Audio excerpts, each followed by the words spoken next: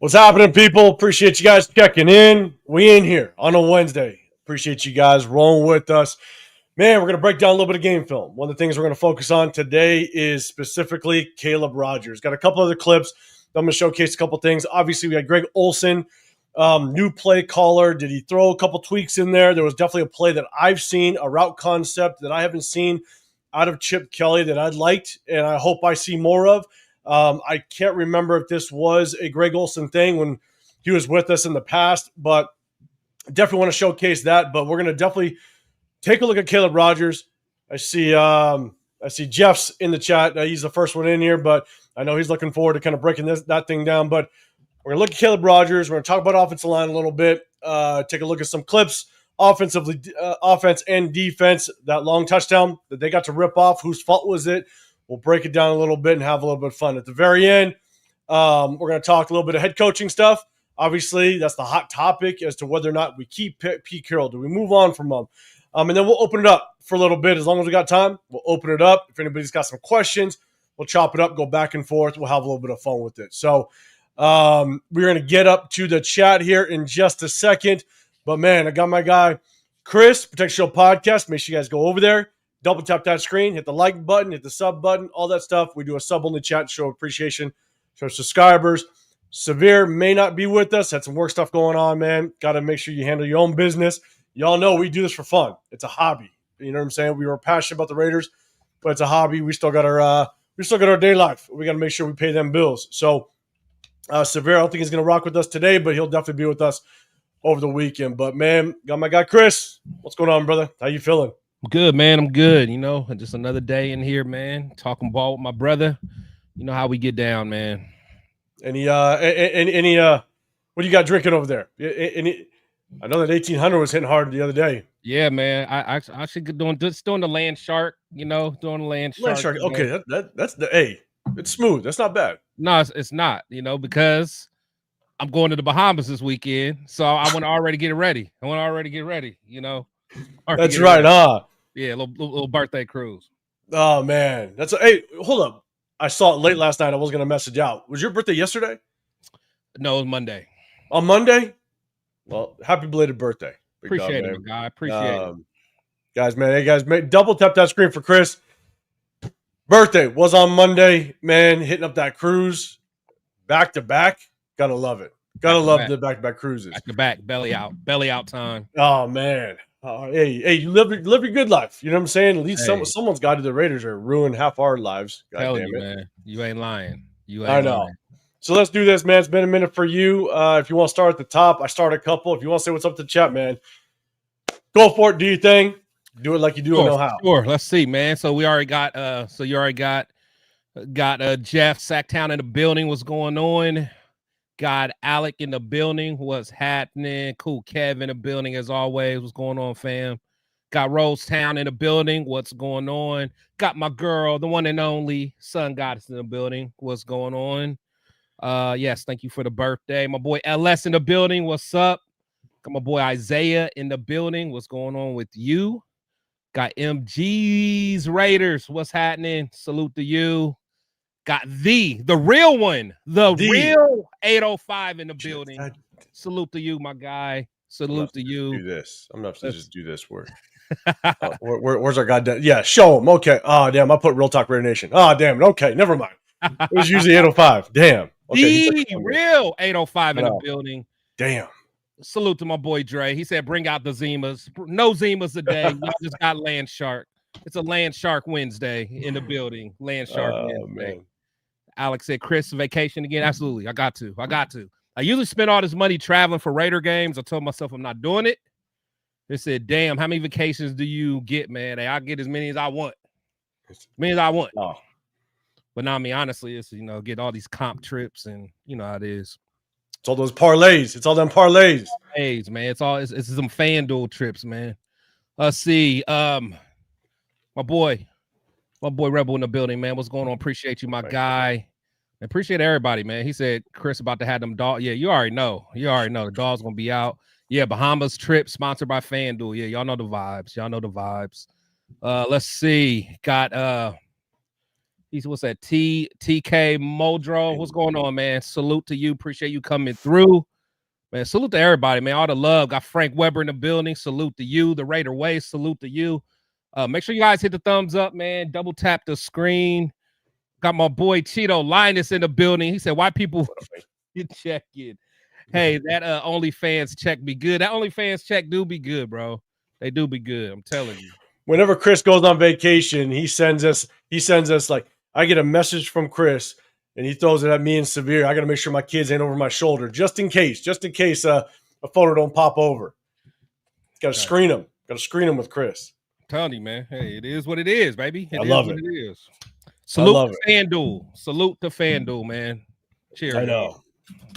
Yeah, man. Cheers to you, man. Salute to you. Happy birthday. Happy belated birthday, man. I hope the Bahamas treat you well, man. It's going to be fun. It's going to be fun. Boy, Raider Travis in the building. Can't forget you. Raider Way. Hey, salute to all y'all, man. Salute to all y'all. If you guys are first time checking us out, hit hashtag first time just so we can shout y'all out, man.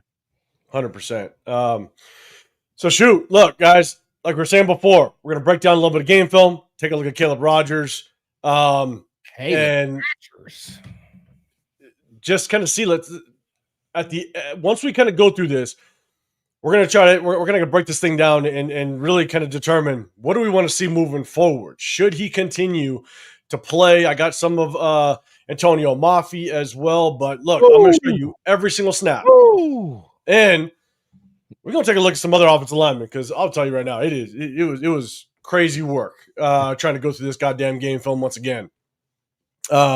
Education time. Let's get them together. 805. It's going to be fun. So let's do this. We got Caleb Rogers. I'm going to go through the defense first. Like I always do, we're going to go defense to offense. Definitely a couple of defensive clips. You got the Kai Blue Kelly, his interception.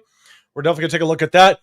I'm going to show more examples of why cover 3 is wrong. Again, when you guys run over here on this live into the Raider War Room, there's a lot of issues with cover 3. And sometimes some people just don't understand why it's an issue in today's game and how easily it can be picked apart in certain situations. I definitely want to show some more examples of that. So we'll have a little bit of fun. We're going to rock out. We have fun in here. But before we have fun, I got to salute to Dre's comment. He said, I'm so done with this team right now. Got me watching the Diddy documentary on Netflix. Salute to 50 Cent, man. I can't wait. I'm going to watch that later, actually. I do want to see that. Oh, yeah. Man. That's when you know the Raiders have pissed you off, man. You watching Diddy documentaries. That's when you know, because there's stuff going on this weekend, and I've hit up some people, hey, you're going to be in town, and everybody, the response isn't, oh, man, I can't make it. Oh, man, I got something going on. They're like, I'm done with this team. Yeah. That's the response. It's not anything besides that. Exactly. They're like, yeah, I ain't showing up again. I'm done for the rest of the season. I'm like, damn, bro, it is like that. And I understand. I completely understand. So, all right, we're going to get into this, guys. Remember, as we kind of go through this, if you guys got a question or a comment to the play, hit that hashtag Raiders. Let me know. That catches my eye. Chris will be looking out to see if there is a comment as well. We're going to get into this, have a good time. So we're going to rip through this. Remember, at the tail end, we're going to maybe talk a little bit of head coaching stuff and rock out. So, Travis, a first timer. Love it. God damn it. All right, here we go. Bang, let's go. All right, we're going to go defense first. Look, here's the thing. It may take Kuntz a little bit. He's starting to wake up a little bit. Starting to heat up. He's starting to wake up. I got a sack as well, but just watching Kuntz, this kind of reminded me of the Kuntz that we saw in 2023. Now, mind you, we don't see it as much because he's in a rotation. Yeah. Him and Charles Snowden rotate around. Obviously, Tyree Wilson gets there in there as well. And so it's taken him a little bit. And this is one of the reasons why I wanted to keep Caleb on Chason or get a DN in the draft. Yeah. Because sometimes it takes a little bit. You got Kuntz at the top, just doing a really good job setting the edge. Keeping eyes inside. It's a good play. Yeah, I mean, he keeps his leverage, extends his arms to the blocker. Does a really good job of making sure he keeps everything inside. He's to the left here. Get down the line of scrimmage. Yeah. Keep it inside. Yeah. Good work. Great positioning. I'll tell you right now. My boy Devin White was flying around a little bit too. He was. I got a clip of him too. Around. Yeah, Kuntz, just good job. Extend, keep everything inside.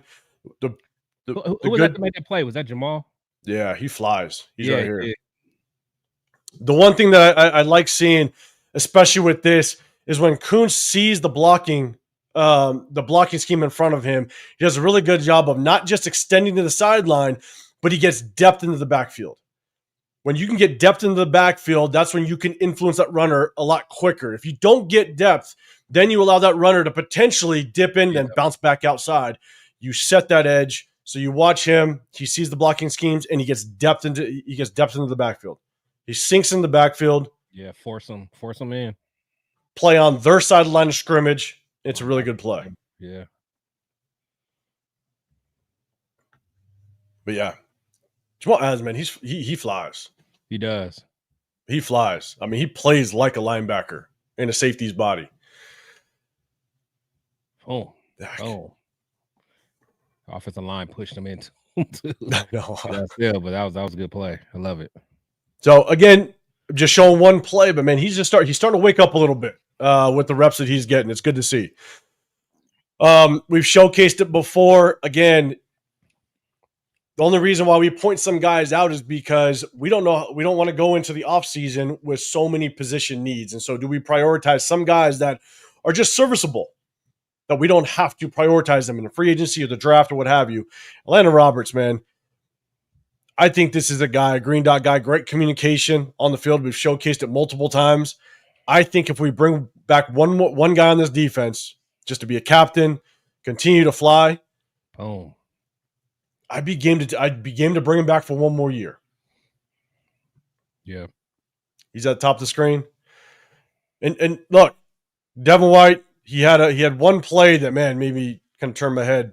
It looked like he kind of gave up on a little bit near the goal line. Oh, yeah. Yeah. It was tough. But if you guys remember that play,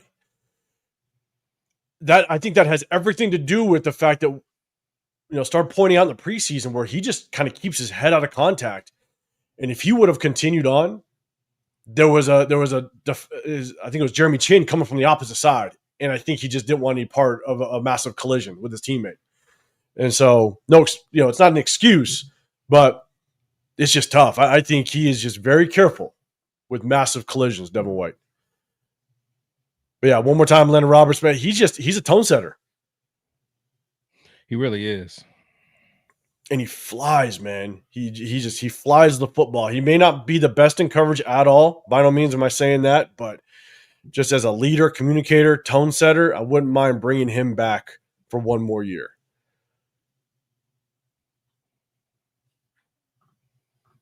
So, all right, here's the issues with covers 3. Guys, they beat us up all the time. This is the hard part about cover 3 is you're susceptible in the flats if you run it correctly, and you're susceptible in the seams.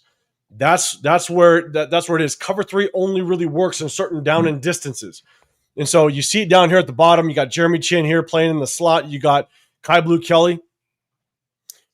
Look, they're going to easily drop into a cover 3. I'll pause it. It's hard to see the corner on top. So the corner's going to bail. Yeah. He bails. What happens is you got this slot receiver. They're a 3-by-1. You got 3 receivers down here, a single receiver at the top. All this receiver has to do is run directly at Jeremy Chin, which has the flats. Yeah. It's an easy read for Justin Herbert. He holds Jeremy Chin, which has the flats. Kai Blue has to bail, and this is an easy throw and catch to the outside receiver. This is why cover 3 just doesn't work in certain down and distances. And you convert easy on the 3rd and 10. I'll play it one more time. It's just an easy read for the quarterback. Can't stand it. Not a fan of it. We got to get ourselves out of this cover 3. I'll play it one more time and then have one more example. And especially if we're not getting no pressure on the quarterback. If you're not getting no true pressure, cover 3 is pretty much useless. Yeah, it is. And then the hard part about cover 3 is because of the way that you're dropping three defensive backs, you're going to open up those seams even more when you blitz linebackers. If you try to bring pressure like that, it's wide open. It's wide open. So easy pitch and catch for Herbert. I hate cover 3. I'm not a big fan of it in certain situations, but then here again, this is where you're susceptible in the seams, right? You got Kai Blue Kelly that's actually down here, and he's going to bail out. You got Eric Stokes. He's going to bail out. You got the single high safety. Watch Kai Blue. He's just going to bail. He's going to just bail. He's going to try to stay on top of everything. But you got the seam right up the numbers. And so to play it one more time, apologize for everybody can see it. You basically got 2 tight ends down here. You got basically an unbalanced line to the left. I'll play it all the way through. Kai Blue has to focus on his nearest threat, his first threat to his side, which is going to be the first threat to release to him, which is that near tight end. So he's going to stay on top of this tight end knowing that the threat's here. He's got to continue to bail, but he's going to stay as wide as the widest receiver threat, which is this tight end. And so because his focus is there, he doesn't bail quick enough and does not realize that this inside tight end is going to hit the seam, and it's wide open. Yeah.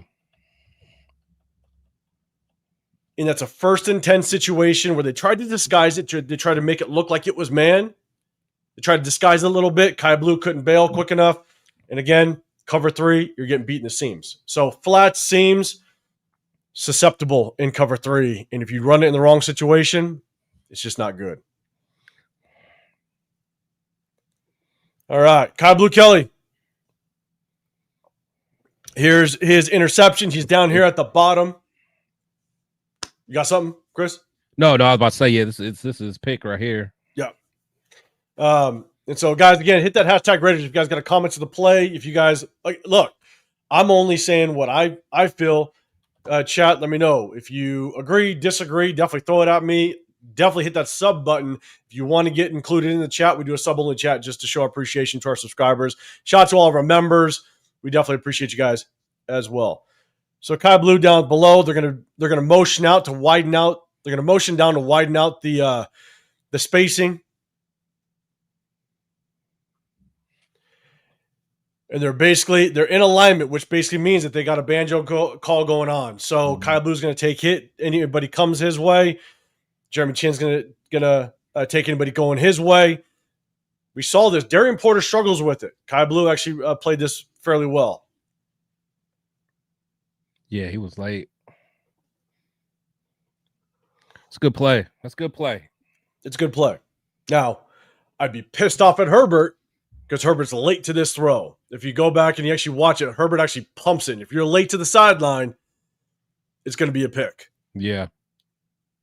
And he was late to the throw. It's definitely on him, but definitely good communication, good discipline by Jeremy Chin and Kai Blue. And they pull it off with the pick. We'll definitely take it.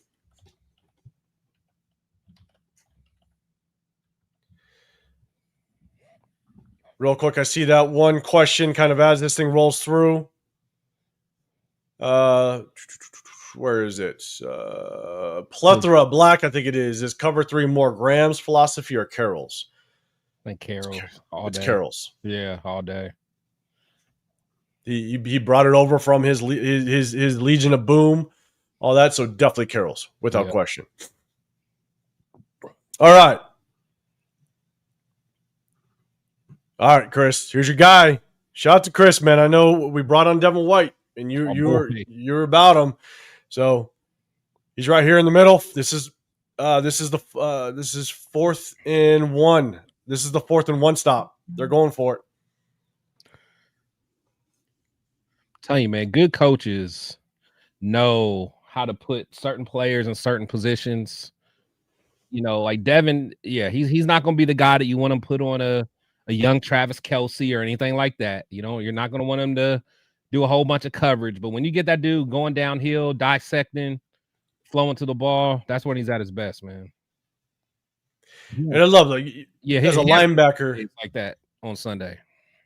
And here's the thing: as a linebacker, it's definitely as a linebacker, you got to, if you have the right instincts, Yeah. you see and you commit. You see and you commit. If you see it open, if you see it there, you commit and you go. Because if you just delay that split second, you're going to miss it. Yeah, that's true. And honestly, like, and it sucks, man, because I think our DBs are so bad, and I think like our D line has been playing very questionable.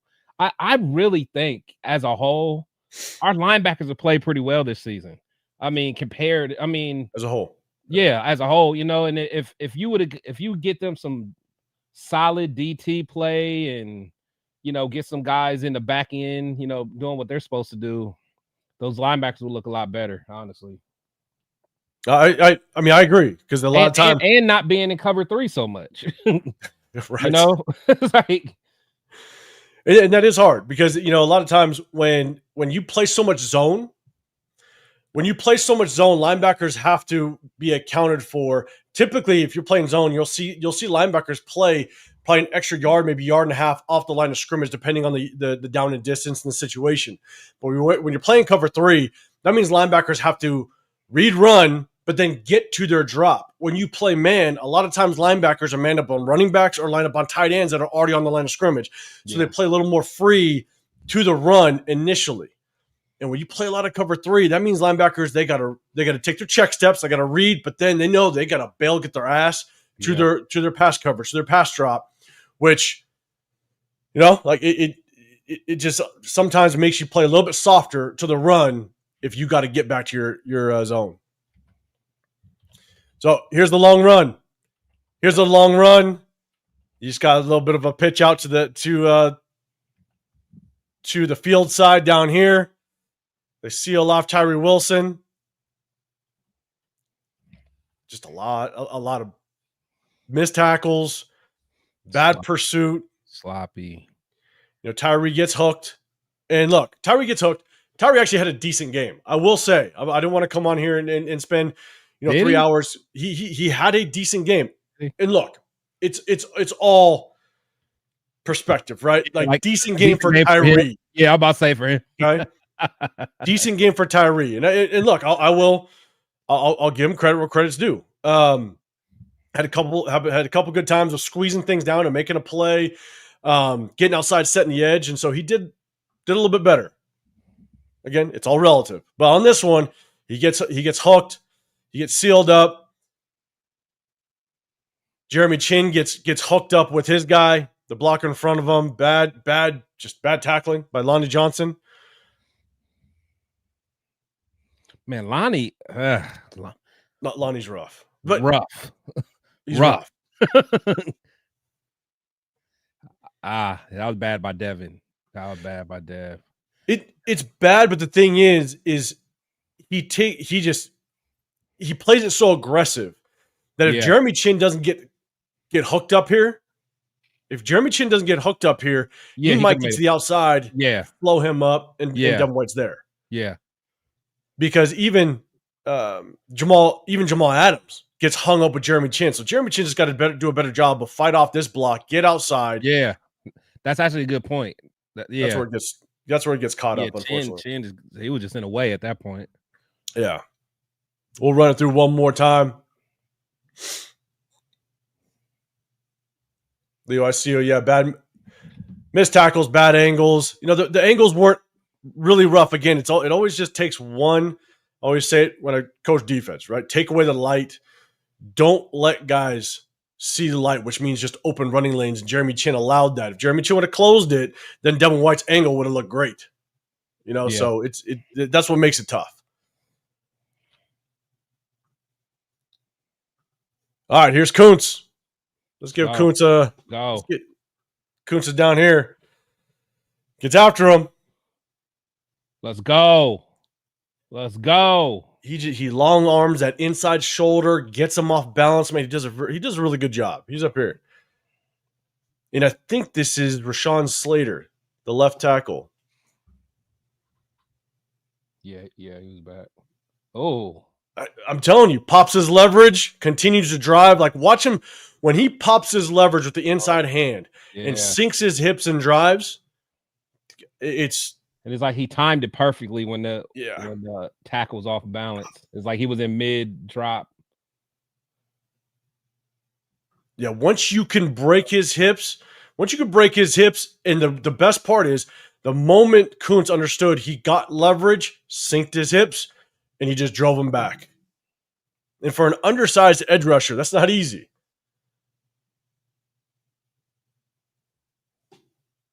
So we'll see. We'll just kind of see how he continues to progress. I think this is his third sack, and he's just a rotational guy right now, so it's his third sack. If he, we got 5 games left. If he gets maybe 3 more sacks within these 5 games, ending with 6 sacks as a rotational piece, decent. Yeah, coming off an injury, that's not bad. Yeah. I'm not saying bring him back just yet, but it's not bad. I think early season, I projected him to have double digits. I thought he was gonna have a little bit more juice when he first came, but you could tell he's still recovering. Yeah, in Rosetown, we've been getting cooked by second, third, even 4th string running backs this season. Nasty work. Nasty. Yeah. What up, Chewy? What's going on, brother? Chewy in the building. What up? All right. Let's see. Hold up. Let's see. I see Isaiah kind of throwing inside. It's because it's Isaiah with the nice long arm technique. The nice long arm technique. I like it. Let's see. All right, here we go. Look, as a rotational piece, Jonah Laulu has been showing pretty consistently. We saw flashes last year. He's been showing a little consistently this year. That one thing to think about. We got Adam Butler. We got 2 guys that we picked in the draft. JJ Pegues as well as Tonka Hemingway. Jonah Laulu, I think, could be a guy that we bring back as a rotational piece behind them and be a competition piece. I got 2 clips of him. What's your thoughts on Booker, man? Actually, what did we sign Butler to? 3-year. 3-year? I think it was a 3-year, $11 million. He's what, over 30, right? Yeah. This is his last good contract. Yeah. See that, and honestly, and that's why I hate we're not playing the young guys, because I still don't know what we have in either one. I think Tonka showed us some motion early on in the season, but it's like we really it's hard to evaluate, man. Because honestly, I don't know about you, but I'm over Booker. I'm over Booker. No, I've been over Booker the moment we got in preseason. I was over Booker. Yeah, I'm over Booker. Like, let me see what we get with Tonka, man. But I mean, I know they like playing Tonka on the outside too. So like, but that's the thing is,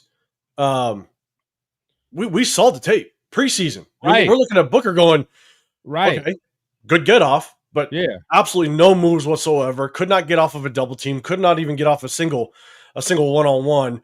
Yeah, he pursues the ball. The moment he gets off the block, he'll pursue the ball. He's fast enough, but then at the same time, downfield, like, yeah, he'll chase a guy down, but he chases a guy because he gets hooked and he cannot read zone running schemes. And I'll show you. There's a clip, and I'm not even trying to show him. I'm showcasing somebody else, but you'll see Booker and just kind of what he does. Well, even that last play, I don't know if it was a play or two. Actually, I think it was on Kuntz's sack or one of them. I mean, you just see him; he's just dancing with the offensive lineman, and then finally, when he gets disengaged, then he wants to like run around. But it's like you're not doing nothing. You're doing a whole lot of nothing. Yeah. And Jeff, don't start with me. I do have some Adam Butler clips. I wasn't gonna put them up. Don't make me, Jeff. I got them. But all right, here we go. Laulu. Again, just as a rotational piece next year, he's on a 1-year contract. This spin move, he's been using it. He misses, but he gets there. We've seen that spin move quite a bit. Yeah. He's down here at the left. If you can get a backup or rotational piece to kind of get this type of production, I'll take it. Wait, was that Snowden they had in the middle? Yeah. Oh, was that third and long? Yeah, I believe so. That's the first time I saw him. Have you seen him lined up there before? I don't think so. No. I'm not mad at it. Yeah. Now Max get the sack. All right. Yeah. Good job on Max. I'll tell you right now, as much as Max had a good game, the hard part is God, Max gave up the edge so many times this game. Yeah. On 3rd and 10, he lets Herbert out the pocket, That's just what runs it for a first down. Like it constantly happens. At this point, that it's like you just gotta like take the good with the bad. Exactly. Yeah. There's a lot of good, but the bad just pops up way too often. Yeah, because a lot of times the bad ends up in a big play. Yeah. So, and we've showcased it enough. Like, obviously, Max is a great player. He is, but man, he'll give up. He'll give up that edge way too easily a lot of times, and it's tough.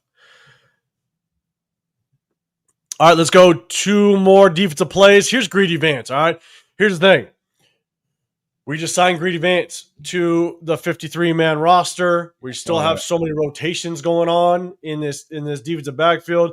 You got Greedy Vance here in the slot. You got a corner. I believe that's Eric Stokes at the top of the screen. They motion down. Is DeCamerion Mitchell hurt? I mean, DeCamerion. DCam? No, he was. I saw him on special teams. Just never saw him in the play on the field on defense. Remember in the training camp, he was so-called fighting. He was competing for a starting position. No, I was watching Pete's presser earlier today, and I sat there. I was like, man, like I think Pete Carroll. I think he's ruined the word competition for me. Because every time I hear it or say it, I picture him. I'm like, God damn it, he's ruined it. Yeah, compete. God damn it. So look, cover two,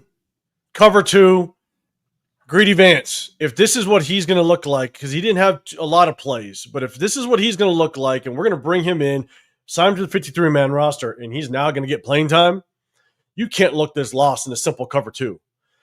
So you got corner at the top, corner at the bottom. They're going to sit and cover 2. I'll pause it. You don't continue with this inside route. You let him go once a receiver. And this is one thing. Whenever you teach zone coverage, it's like basketball. All right. If anybody are basketball fans out there, if you play zone defense in basketball, right? When one man leaves your zone, another man's going to enter your zone, right? Yeah. It's just a very simple concept. So why Greedy Vance just continues inside with an inside route, I don't understand, which opens up the zone right behind him. Bang. It's a simple cover 2. You got Darian Porter down here in cover 2.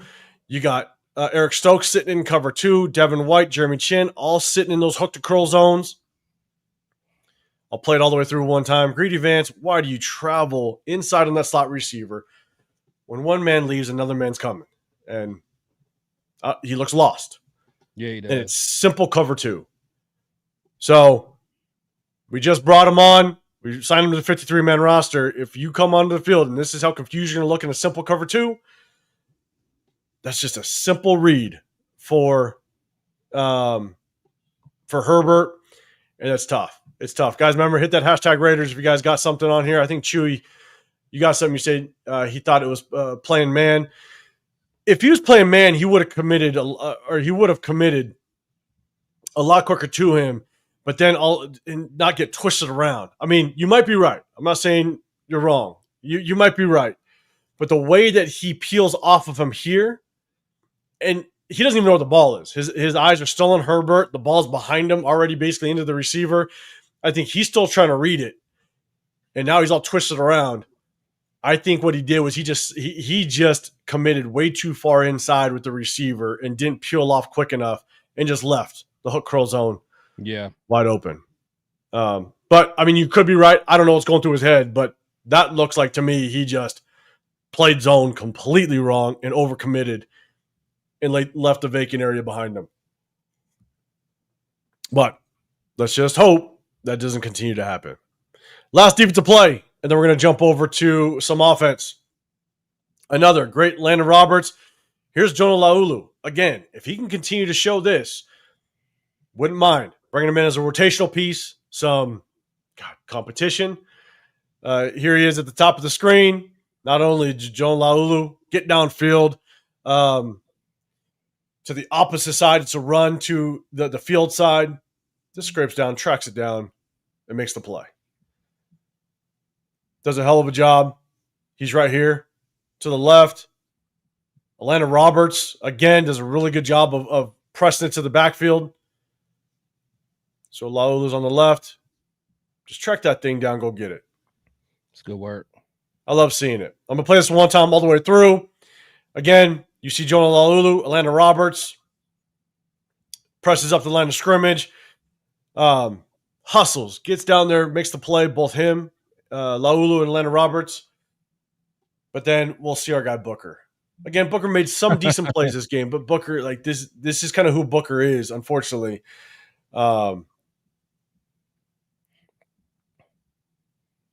Laulu's getting there. And we'll watch Booker. And the hard part about preseason and everybody, all the analysts and everybody, on social media and the bigger content creators, they're like, Booker is going to be the next Pro Bowler because of what some ex-Eagles guy said. Right. And then they see him cause a fumble 15 yards downfield, and everybody's like, he's the next Pro Bowler. It's like, go watch the film. Like, this guy is a okay rotational piece at best. And so Booker's here in the middle, and you see him. Like, this is just kind of what he's been for the most part. Laulu gets there way before him because he's hustling. He turns his hips, he turns his shoulders, he gets there. Booker continues to kind of just shuffle down. It's like he's playing linebacker. Yeah, right. You know what I'm saying? It's like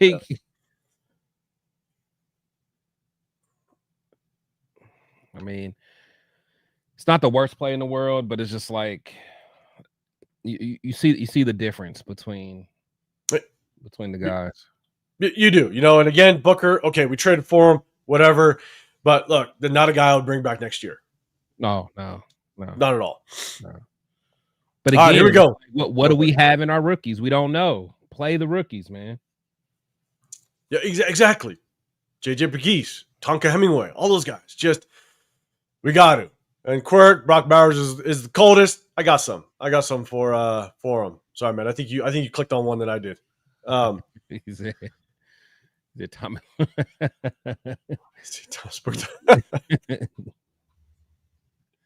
So, dude, yeah, he is pretty. I mean, he is athletic. He is athletic, but it's like,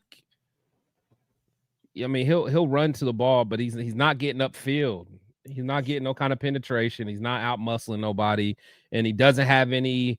I mean, he really doesn't have any. Like, he's not sound technically.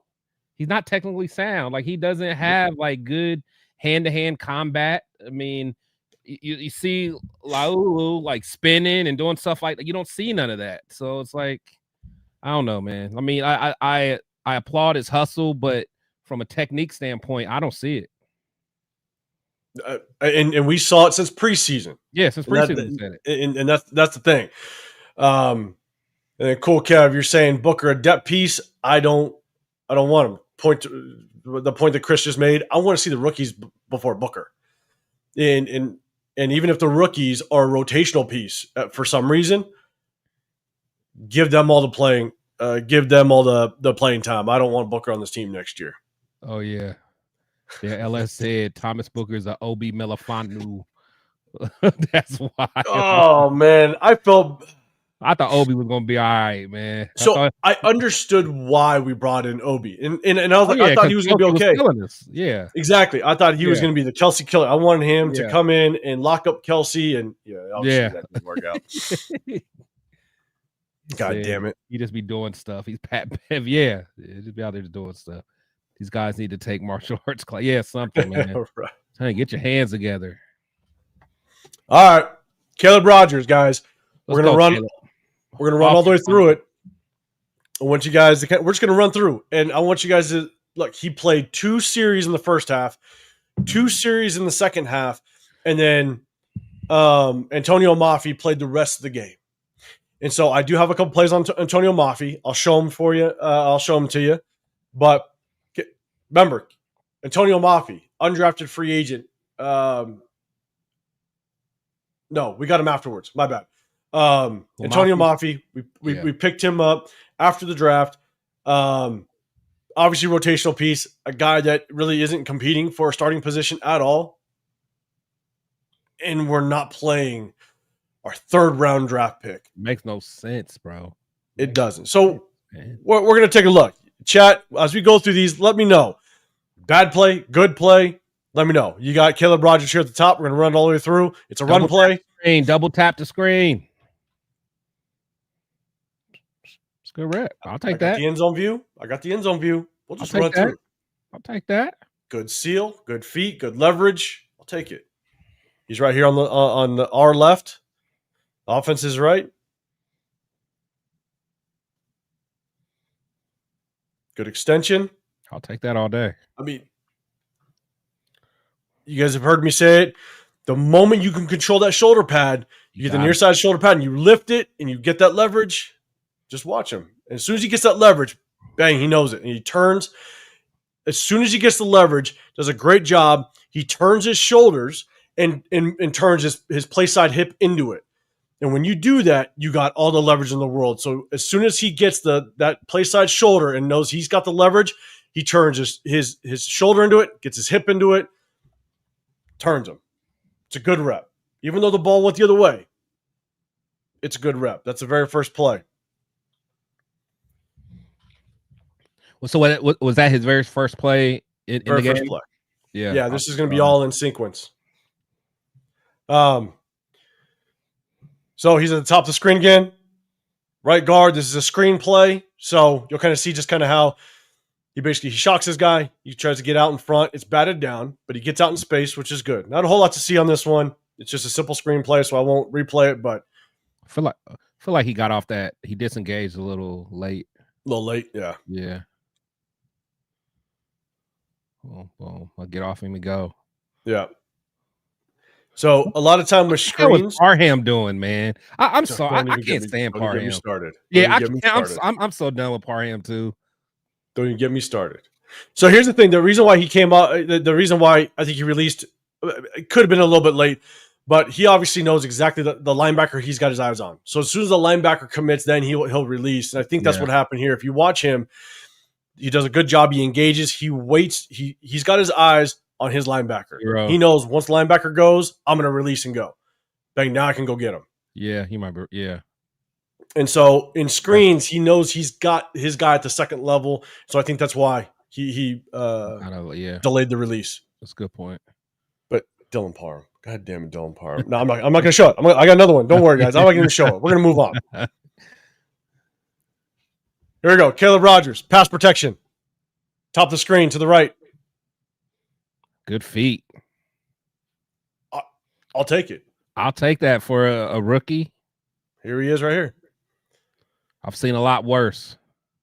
And he's going against one of their, outside of Khalil Mack, he's going against a good edge rusher. This guy has been causing havoc for a bunch of teams. Boom. The sack's not on him. Yeah. I mean, I'll pause it, and I think everybody else let their guy get to him outside of Caleb. Yeah. I mean Meredith. He pushed your boy right into Geno. No, Meredith didn't even play. Oh no, that was Kappa, wasn't it? Oh yeah, my bad. What you talking about my guy like that? I forgot the guy. You know what? I think I was pissed off from play one when I saw Kappa at center again. I'm like, yeah, Kappa gets walked, bro. Kappa gets walked. But look, I'll take this. You know, he's going against a quality edge rusher. Does a really good job with his hands. Not his fault. I'll take it. We'll play it one more time. Yeah, because I'm telling you, we're gonna talk about Dylan Parham. Jesus, mother. Yeah, like look at him. He's like, hey, what's up, guys? What's happening back here? What's going on, guys? It's like I know I'm supposed to do something. I'm just not sure what. Yeah, guys, is there a party back here? Yeah, everyone else is hitting somebody. Yeah, look at it, and then he just backs up like he's gonna back up into somebody. Trust me. Like, why are you the only one not hitting nobody? Nobody. I think Cool Kev's got something. Here we go. Is it question for the panel? Who is the worst Lombardi group or the Carroll team?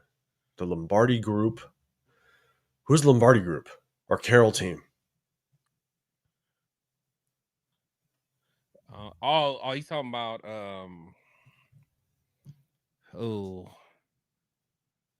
Is he talking about what's his name? Yeah, he's talking about He's talking about that Michael Lombardi. Yeah, was that was that Gruden? I don't know. Yeah, that was Gruden. That was Gruden's offensive coordinator, wasn't it? Was it? Yeah, cause remember he had like a fake off. Oh, no. That was no, that was what's his name? That was McDaniels. Didn't he have? Yeah, he had Lombardi as a OC. Did he? No. He had Bo Hardigree. Nah. Oh no. My bad. Yeah, cause Hardigree was a quarterback coach. Yeah. And then because remember they got rid of Lombardi when they got rid of who was that kid? Yeah, it was like I think he's right. He's right. Yeah, because then we fired him, and that's when Mike Lombardi started talking all this shit. Yeah. Yep. Yeah. Oh man, this kill team's bad, man. Bad. Yeah. This kill team, like I think this could be one of the worst teams we've ever seen. Oh, by far. Like, right? Like remember when everyone was like all pissed off at McDaniels, like, man, we can't even score 20 points. We can't even score 20 points. Bro, I would love to score 20 points. I know, right? This season, man. Yeah, was it Mick Lombardi? It was Mick Lombardi. Yeah. I think it was Mick Lombardi. Yeah, okay. He said both Lombardi kids. Yeah, both were on the team. I forgot the other one. Honestly, I think because at least that first year, like Carr and Deontay Adams went off. No, that's what I'm saying. At least there was. Dog, Adams was all pro. Jacobs was all pro. And I mean, Adams had one of his best careers ever with us. Yeah. And Jacobs had his best career. I mean, that's two all pros, man. Yeah, this is just bad. This year, this is something bad. Different. Yeah. Like this is like bread and breakfast different. Right. Bread and breakfast offense, man. All right, Caleb Rogers to the right. And what makes this even worse is at least we try to bring in a veteran quarterback. Bed and breakfast. I mean, we had Andrew Walter, which was a rookie. From Arizona. Right? Yeah. I feel like someone before him. We had was that the Aaron Brooks? Year two? May have been Aaron Brooks. I don't know. It's just I don't know. Let's get to this awful tape. That's what this is. Caleb Rogers. Pass block. All right, here we go. We've gone through some run, a little bit of pass block. Here's another pass block. He's a right tackle or right guard. Guys, we're just seeing. Is he good enough? Yeah. I'll take it. Yeah. I'll take it. Nothing wrong with that rep. Brock is such a dog, man. I hate that we're wasting him, man. I hate that we're wasting him. Brock is a dog. Caleb, to the left of the screen. Here's my thing. Good eyes, good technique. We've seen it so many times where guards get messed up with the twists, with the transitions in front of them. So he does a hell of a job. Late stunt. Yeah. He does a hell of a job. He anchors he anchors and helps DJ Glaze. So he's here. Bang. Yeah, just in case. With his eyes. Yeah, just in case. Yeah. Oh, who's that? Is that Kappa getting busy? That's Kappa down there. Okay. All right, Kappa. Kappa didn't see it, folks. We're gonna call it like we see it. Kappa didn't have a horrible game. It wasn't great, but Kappa was decent. I think as Isaiah is saying, is Kappa actually decent at center? So him playing at center, like he definitely had his bad plays. We just saw one where he got walked back. Oops. Oh, my bad. He didn't play like atrocious. It wasn't the worst thing in the world. I'll tell you right now. It was DJ Glaze, it was Forsyth, and it was DJ Glaze, Forsyth, Dylan Parham, and it was our tight ends. And I got to play on the tight end. But I mean, it was all basically them for the most part, majority of the game. Kappa didn't play horribly. He didn't play great. But yeah. But again, it's just great technique. And this is what I like to see out of a young rookie guard. Really good technique. Help out to the outside side with eyes inside, looking for any twist, any way to help. Good technique. I'll take it all day long.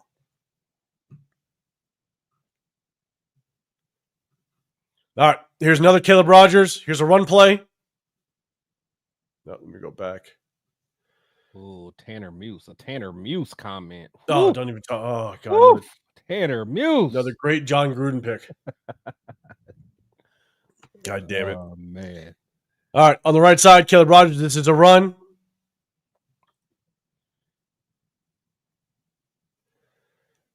I'll play from the end zone view as well. Here he is right here. I'm not mad at that. Get busy. I'm not mad. You know, you want him to be able to kind of attach and find the second level. But look, good help. Now, yeah, Glaze. Yeah. Actually, hold on, run that back. Was it a bad read by Genty? You want me to get started with that? Let's get started with that. Okay. Opened it up. Oh, Jesus Christ. Here we go. And there's more. I didn't put it in the folder to show it. I got it outside the folder if I want to bring it up on the screen. Hey, but why not? Why not? If Genty is going to be a number 6, like. Yeah. And even though there's the holes there. And look, here's the thing. Caleb Rogers, it's hard. You might want to see him try to detach to Perriman here. But the thing is, momentum takes him that way. You want to see him to get a better piece of 23. He kind of misses him. But look, I'll take it. Rookie. There's going to be those ups and downs. Wait, but who's that? Wait, who's that right there, though? Is that Parham? Right here? No, to the left. No, the other one. Oh. Right. Or is that Kappa? No, to go up to here? Yeah. No, the other one right there. Yeah, who's that? This is Caleb Rogers. Oh, okay. I'm tripping. My bad. I'm sorry. So, like, I was thinking, okay, yeah, my bad. I was looking at Glaze. Got it. Okay. Like, there it is. Well, and I'm going to go back. Yeah, let me go to this view because it's like Genty plants and runs into the guy. I almost wouldn't have been mad if he kept going left, though. No, I want him to keep going left. Yeah. I wouldn't have been mad if he followed Kappa. Boom. So, but I almost would have rather him go between Kappa and Rogers. Like, boom. So when you run inside zone, right? This is basically inside zone to his left. Your first read is the first down inside man right here. If he goes out, you go in. That's just zone. Yeah. That's just the zone read for the running back. You're reading you're reading head up to center or first man to the strong side. So you're reading this nose guard. So Genty's read, he goes out. He's going to get the mesh point is right here. Yes. You go in. Yeah, that's what I'm like. Go right there. Yeah. Because 6 was free. So we'll run it back one more time. But that's your rules as a running back. You're reading that nose guard goes out, you go in. So technically, yes, you get right in behind your lineman and you take this and it doesn't matter. You could rumble for like 5-6 yards. That's fine. Yeah, you can, But I wouldn't go, Especially given the fact that Glaze has his guys sealed, right? Glaze has his guys sealed a little bit. So you got Glaze. Boom. Yeah. He's got his guys sealed a little bit. If Genty goes through his running back rules in inside zone, Glaze has his guys sealed. Yeah, follow Rogers at that point.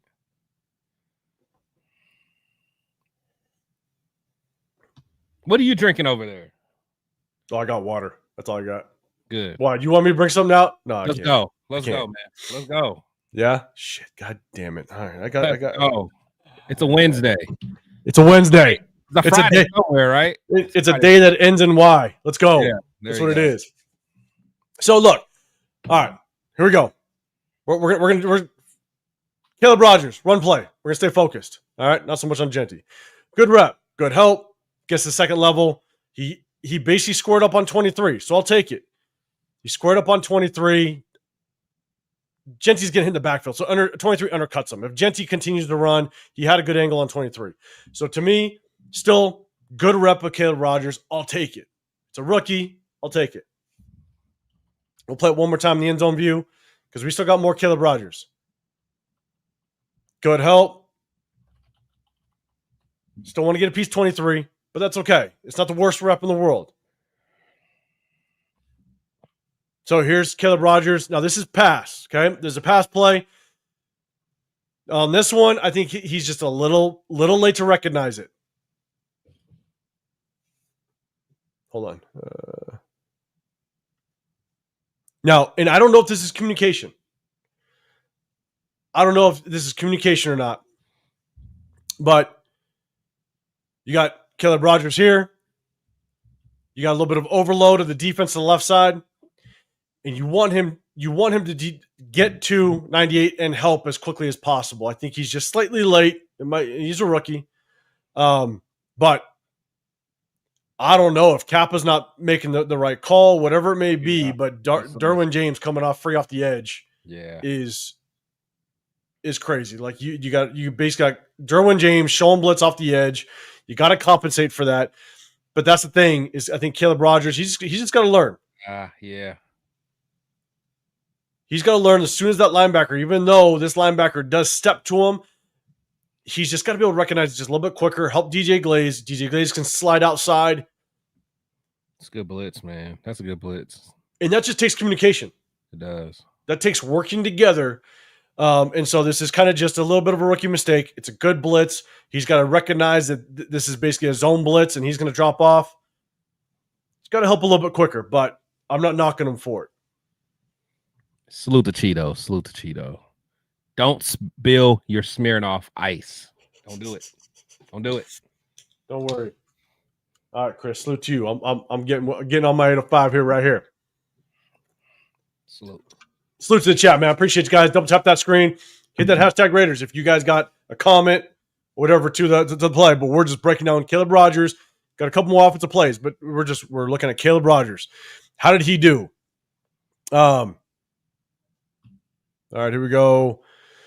Just a few more because, again, Caleb Rogers, only a few series. That's it.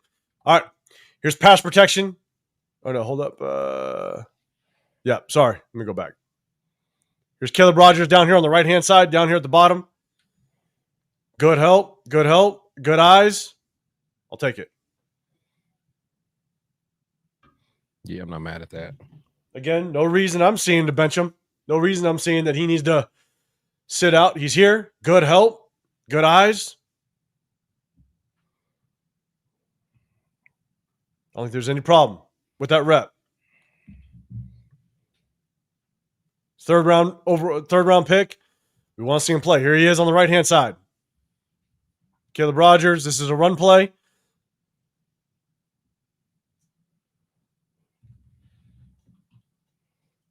I'll take it. It's a good rep. He's right here on the right-hand side. A run play. Good base. It's just a simple base block. And then I got to look at it again. I don't know if Campbell, the D tackle, kind of moved him that way. But if looking at Caleb Rogers, a good base block gets him here. And then what you like to see, because Genty is going to basically, you got the kick out block, you get the slice, a split zone action. Oh. You like seeing Caleb Rogers rotate the hips, rotate the shoulders, shield them off. It's a good block. It was 46 with that block. That's Runyon. Oh, Runyon, nice. Yeah, Runyon didn't do a very good job. He basically missed his block. But I think he's going against Khalil Mack, so it's tough work. Yeah, I mean he engaged with him. he engaged. That's about it. Yeah, about it. So, one more time, just good block by Caleb Rogers. I don't see any reason why he should have been removed. You keep working him. Keep working him. I think Jeff's got something. I see you, man. All right. He's not directly blocking the D tackle, but got a hand on him and looking around for someone to block. But still, there's Glades needs help. Yes, and I think you're talking about the pass protection on the previous play. Yeah, it's just good technique. I love seeing just the discipline with the eyes. All right, a few more because again, Caleb Rogers didn't get a lot of reps. All right, this one is a pass. Okay, so this one I think he's just a little late to the twist. He'll have to learn. Yeah.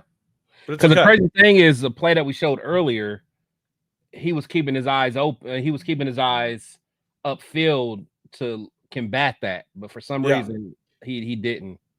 He didn't right there. But it is hard though because the twist is coming from his blind side. Yeah. And so he's got his eyes open, which is good. You can see his eyes are there, but the twist comes from his blind side. You know what I'm saying? So it is a little bit harder for him to just react instantly. But he is late. He is late. Yeah. I feel like he should have seen him cross. But yeah. But, not the worst rep. I love the awareness. I love that he approached to get there. That means that his eyes are right, that he has the right intention. So let's keep playing him, and let's just see him continue to work and get better. Now we can look at everybody else because holy shit, Glaze just gets walked. Dylan Parham. Let's watch the two other fabulous linemen that we had this game. DJ Glaze just get walked. Just gets walked. Oh yeah. That play pissed me off. Yeah. He just regressed so bad. He regressed so bad this season. And look at Parham. Parham's being Parham. Like nobody's surprised with that. Parham once again understands the assignment, apparently. I know. DJ Glaze. #SS. Salute to my boy Severe. Man. But Glaze walked. Whew. Okay. Dylan Parham. Buns, man. Dylan Parham. Like, what are you doing? Just like this is it's wild watching it. It really is. It really is. And remember, people wanted us to get rid of Andre James so we can move him in the center. Jesus. Here's Caleb Rogers again. It's a Genty run. Here he is. I'll just run through. And I got someone else to point out on this goddamn play. But good base block. And look at the drive. Ooh. I'll take it all day long with that. I mean, I love the feistiness here. I love the work. I love the battle. Good base block. That's one thing coming out of college. They said he had a nasty streak to him. He did. You saw it on the game film. Yeah. We'll see it one more time. Good base block. And then just keep your feet moving. I'll take that. Give Genty a chance. One of the things I loved saying on the defense, but you could say you could apply it to the offensive side when you're blocking is just run them. As soon as you feel you got that leverage, just run his ass. That wasn't a bad rep by Parham actually. I shit on him quite a bit. If he does something decent, we'll give credit when credit's due. Yeah, we'll give credit where it's due. Just so y'all don't think I'm a hater. So let's talk about our boy Forsyth. Just Forsyth, can you just get to the second level? He's so slow and overcommits. Because here's the thing, I'll pause it. Forsyth has to step down. It's a simple zone run. That's fine. A simple step down, but if this helmet goes this way, then you reach the second level. You climb to the second level. It's instant. Helmet goes away, climb. If the helmet goes to Parham, then you can help and double. And he's like waiting there. It's like, what are you waiting on? Nobody. You know what? And if he would have got a hat on him, Genty may have had some room. Yeah, I mean, yeah, because Brock or who was it? Oh, that was Jack Besh. Probably could have got. Yeah, if he would have got a hat on him. Here's the thing. I'll pause it. Forsyth, you climb now. You climb now. And what Ian Tom? I know Ian was pulling. Yeah. He could Besh was. Yeah, he could have had a shot. Like Forsyth, I'm telling you, the entire game when I'm watching it, between pass coverage and run blocking, Forsyth, DJ Glaze, Parham, and our tight ends were the worst. By far, without question. But yeah, Forsyth, you're just you. I don't know how old Forsyth is. I actually think he's still young. Yeah, I think so. Yeah, you're moving like Pete Carroll. Like it's horrible. I mean, he overcommits. Helmet goes away. You climb. Now. It's so late. Because Because that guy already took himself out of the play. Yep. He already took himself out the play. So, salute the spicy Raider girl in the building. Well, spicy. Good sis. So I'm telling you, it's rough work. But Caleb Rogers did a good job. I like him. Man, I'm gonna play it one more time so everybody can see it. Great feistiness. Continue. He gets the leverage. Man, run him. Continues to run him. Love seeing it. That's like JPJ stuff where you're just pissing the other defensive lineman off. That's why he threw him. And I love it. If that's what you bring this offensive line, that's what I'm saying, man. Keep playing, big dog. Two more. Caleb Rogers. Double tap the screen, y'all. Double tap the screen. Let's see. All right, we got Caleb Rogers as a run play. We'll run all the way through. This is one that people talked about, but here's the thing. The people talked about just him he kind of gave up this block. You got him right here. We'll run all the way through. Yeah, I was pretty weak. Pretty weak. The only thing that he's got to work on, and it's kind of DJ Glaze didn't help him out. It's a double team. And what Caleb Rogers has to do is he's just got to continue to work his body to the right because he knows DJ Glaze is going to peel off to the linebacker. So he's just got to work. He's got to be better at working his hips. Kind of lazy. But it's tough, though, because DJ Glaze has to do a better job of picking on the near side shoulder. So I'll pause it. And so this D lineman, this is actually one thing I caught in the film. This D lineman does a very good job because whenever a D lineman is double team, you want to control one offensive lineman because if you can control that offensive lineman, then you know that once the opposite offensive lineman peels, then you have an opening to pursue the ball carrier. And so watch the D lineman. He does a very good job of controlling Caleb Rogers' shoulders. And as soon as DJ Glaze peels off to get second level, he's got an opening. So the D lineman actually does a really good job. Caleb Rogers it's got to be a little bit stronger with the stance a little bit. Deontay Roddy in the building. Salute, brother. So not the worst rep. Got to do a better job of just kind of positioning yourself, knowing that DJ Glaze is going to peel off. But that D tackle did a really good job. Yeah. Of controlling Caleb Rogers' shoulders, knowing that someone's going to peel off that double team. So, again, you live and learn as a rookie. All right, this is the last one. Last one for Caleb Rogers. Let's see. Now, Les, I see you throwing a super chat out there. I appreciate you. You're saying, can't trust anything the staff says. Rogers apparently wasn't ready, but looks better at times than all of our other guards. Makes you wonder about Grant. Now, we got to pump our brakes on Grant. Well, I'm not.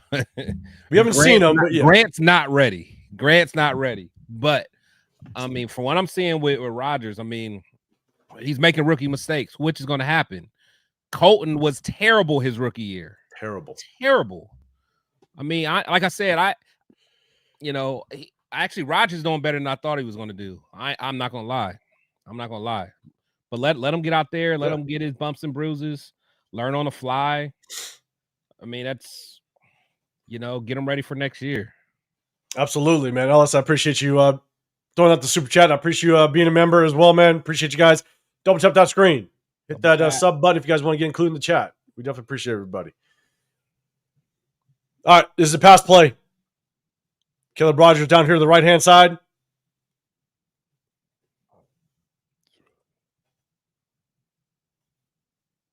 I'll take it. Not a whole lot to watch for. Did a good job. Shocked the man in front of him. But just a meeting at the quarterback for all of our other offensive linemen. So Caleb Rogers. Man, my boy Glaze has gotten so buns. It's bad. I liked Glaze last year, man. But it's because he did Brendan Carroll, man. Because that's the only way you can explain such a bad regression of all of them, basically. I mean, just getting walked. And here's the thing, though, and I go back to the sky view. Here's the thing. When it comes to DJ Glaze, you're going against Khalil Mack. down here at the bottom, right? You know Khalil Mack's a good, strong pass rusher. Glaze, you got to close the distance quickly. You got to close the distance quickly because then you take away the momentum, but you also you mess up the timing of Khalil Mack, right? Khalil Mack is going to time this perfectly to where he knows as soon as he gets within the right distance, he's basically going to strong arm his ass and walk him to the quarterback. So if you can actually mess up that timing of Khalil Mack, then you get the advantage. But he kick steps, he allows the distance, he doesn't close it, and you get dog walked. That's bad. That's bad. We got our boy Parham. Kappa. What Parham do? I'm not mad at Carl. I'm not mad at Parham right there. It's not horrible. He's trying to see. But it's Glaze. Glaze takes the cake, man. Yeah, Glaze was bad. Glaze was tough. I know that's Khalil Mack, but that's not prime Khalil Mack. It's not, and there's things in his technique that he can do differently to not allow Khalil Mack to have such leverage and such momentum getting into the quarterback, right? So, but again, Caleb Rogers, not a problem with that one. And so, look, let's do this. I got just a few more offensive plays that we're going to show. I got a little bit of Antonio Mafi. So, chat, let us know. Two things. Do you want to see Caleb Rogers starting from here on out? Do you think he deserves it? And I got a second question after that. So chat, let me know. Chris, I think I know your answer, but man, I'll go up to the big screen for just a second while I set it up. What's your thoughts? Do you think Caleb Rogers should be starting from here on out? He has to. It makes no sense playing anyone else. It makes zero sense. Yes, you got to play the kid, man. He's gonna win reps. He's gonna lose reps. Again, I think LS said it. I mean, I think when he was talking about even Charles Grant, it's like I'll rather watch. He said I'd rather watch Grant struggle than see any of these other guys. I'd rather watch Roger struggle than seeing Mafi out there or Putnam or any of them little putts. It's just like, come on, man, let these guys get some film so we can evaluate them and see what we got. Because at the end of the day, I'm all about, like, I know we're getting ready to do mock drafts pretty soon, but I'm all about building the trenches. But I need to know what we really got in our trenches. Like, is Glaze even worth keeping, or is it bad coaching? What are we going to do with our guard positions? Like, we need to see all this stuff now so we know how to move in the draft. Because honestly, I know a lot of people want a quarterback. I'm not team getting a quarterback until you get the front fix and you get some weapons. Because if not, you're gonna look like Cam Ward out there running for his life with no one to throw to. And then you guys will be ready to call the guy a bust. Get this dude, get some protection, build a wall in front of this guy. It's going to help out the quarterback, the future quarterback, and it's going to help out Genty. There's no reason not to finally fix our trenches, man. Now here's the thing. Jeff, you're saying if Rodgers is not starting the rest of the season, then this staff is stupid as hell. And the thing is like we're a month away from that. We're months away from that. I know. But and I'm with you though. Like it's stupid as hell. Like Rodgers, because he's a third round draft pick. Like if Rodgers was a 7th round or an undrafted free agent, then him and Mafi can compete all day. Right. So I'm with you, and I think a lot of people are saying yes, without question, got to start him. Sacktown, brother. I think you're saying I think he does, and yes, I think he's earned it. So I think a lot of people are agreeing with it. Unless you're saying I want to see Rodgers and Grant starting. Fuck it. Start Tossie too.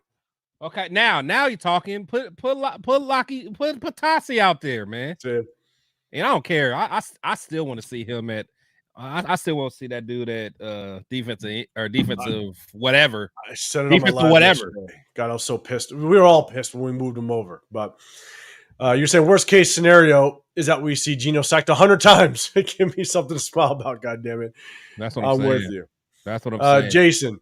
Rodgers has earned it. Let him play. At least it's not a physical issue, just a little bit of technique. It is. You're right. I mean, that's the one play that, even though I want to show all of them, I would have shown just his aggressiveness. The run play where He just gets leverage, and man, he wants to drive the guy. To me, that's half the battle. That's and honestly, and that's why I like JPJ so much. Like, I feel like you can tweak and get him to learn the technique, but like the willingness and want to actually get after it and hit somebody, everybody don't have that. Parham don't have that. Even Colton Miller doesn't have that. Give me somebody that wants contact. Okay, they may block the wrong guy, but at least they're getting after it. And I think Rodgers has that, man. If you get him the right coach, get Brennan Carroll the hell out of here, real offensive line coach, and let's see what we got, man. Yeah, and Jeff is coming back again with the hashtag Raiders. Rodgers has a great base to work with for sure, and he does. My bad, Claybo. My bad if I'm mispronouncing it. Glaze is a problem. He is, and so here's a couple things. I'm not giving up on Glaze. So here's the thing, right? And Quirk, we only need 3 O-linemen, and I'm about to show some tight ends. We might need some tight end help too, at least when the blocking side of things. Here's the thing: is all of our linemen that we thought were progressing last year, JPJ, Meredith, Glaze, they all regressed. And to me, that's coaching. It's all coaching. And this is why I can't definitively say, is this DJ Glaze or is it coaching? That's what I'm saying. I don't know. I saw too much positive from him last year for me to give up on him. Just same with JPJ. Some people act like JPJ is just trash now. Put JPJ at his natural position and see what happens with the real coach. You see the crap that they've been doing, shuffling all this offensive line. That's what I'm saying. Pete Carroll saying that there's competition between Caleb Rogers and Antonio Maffey. And I have some clips of Antonio Maffey. The thing is like there really shouldn't be a competition at all. And when you say competition, here's the crazy part. And maybe I'll just hit you guys with this. It was going to be my last clip. But I'll hit with you guys right now because it's just it's wild.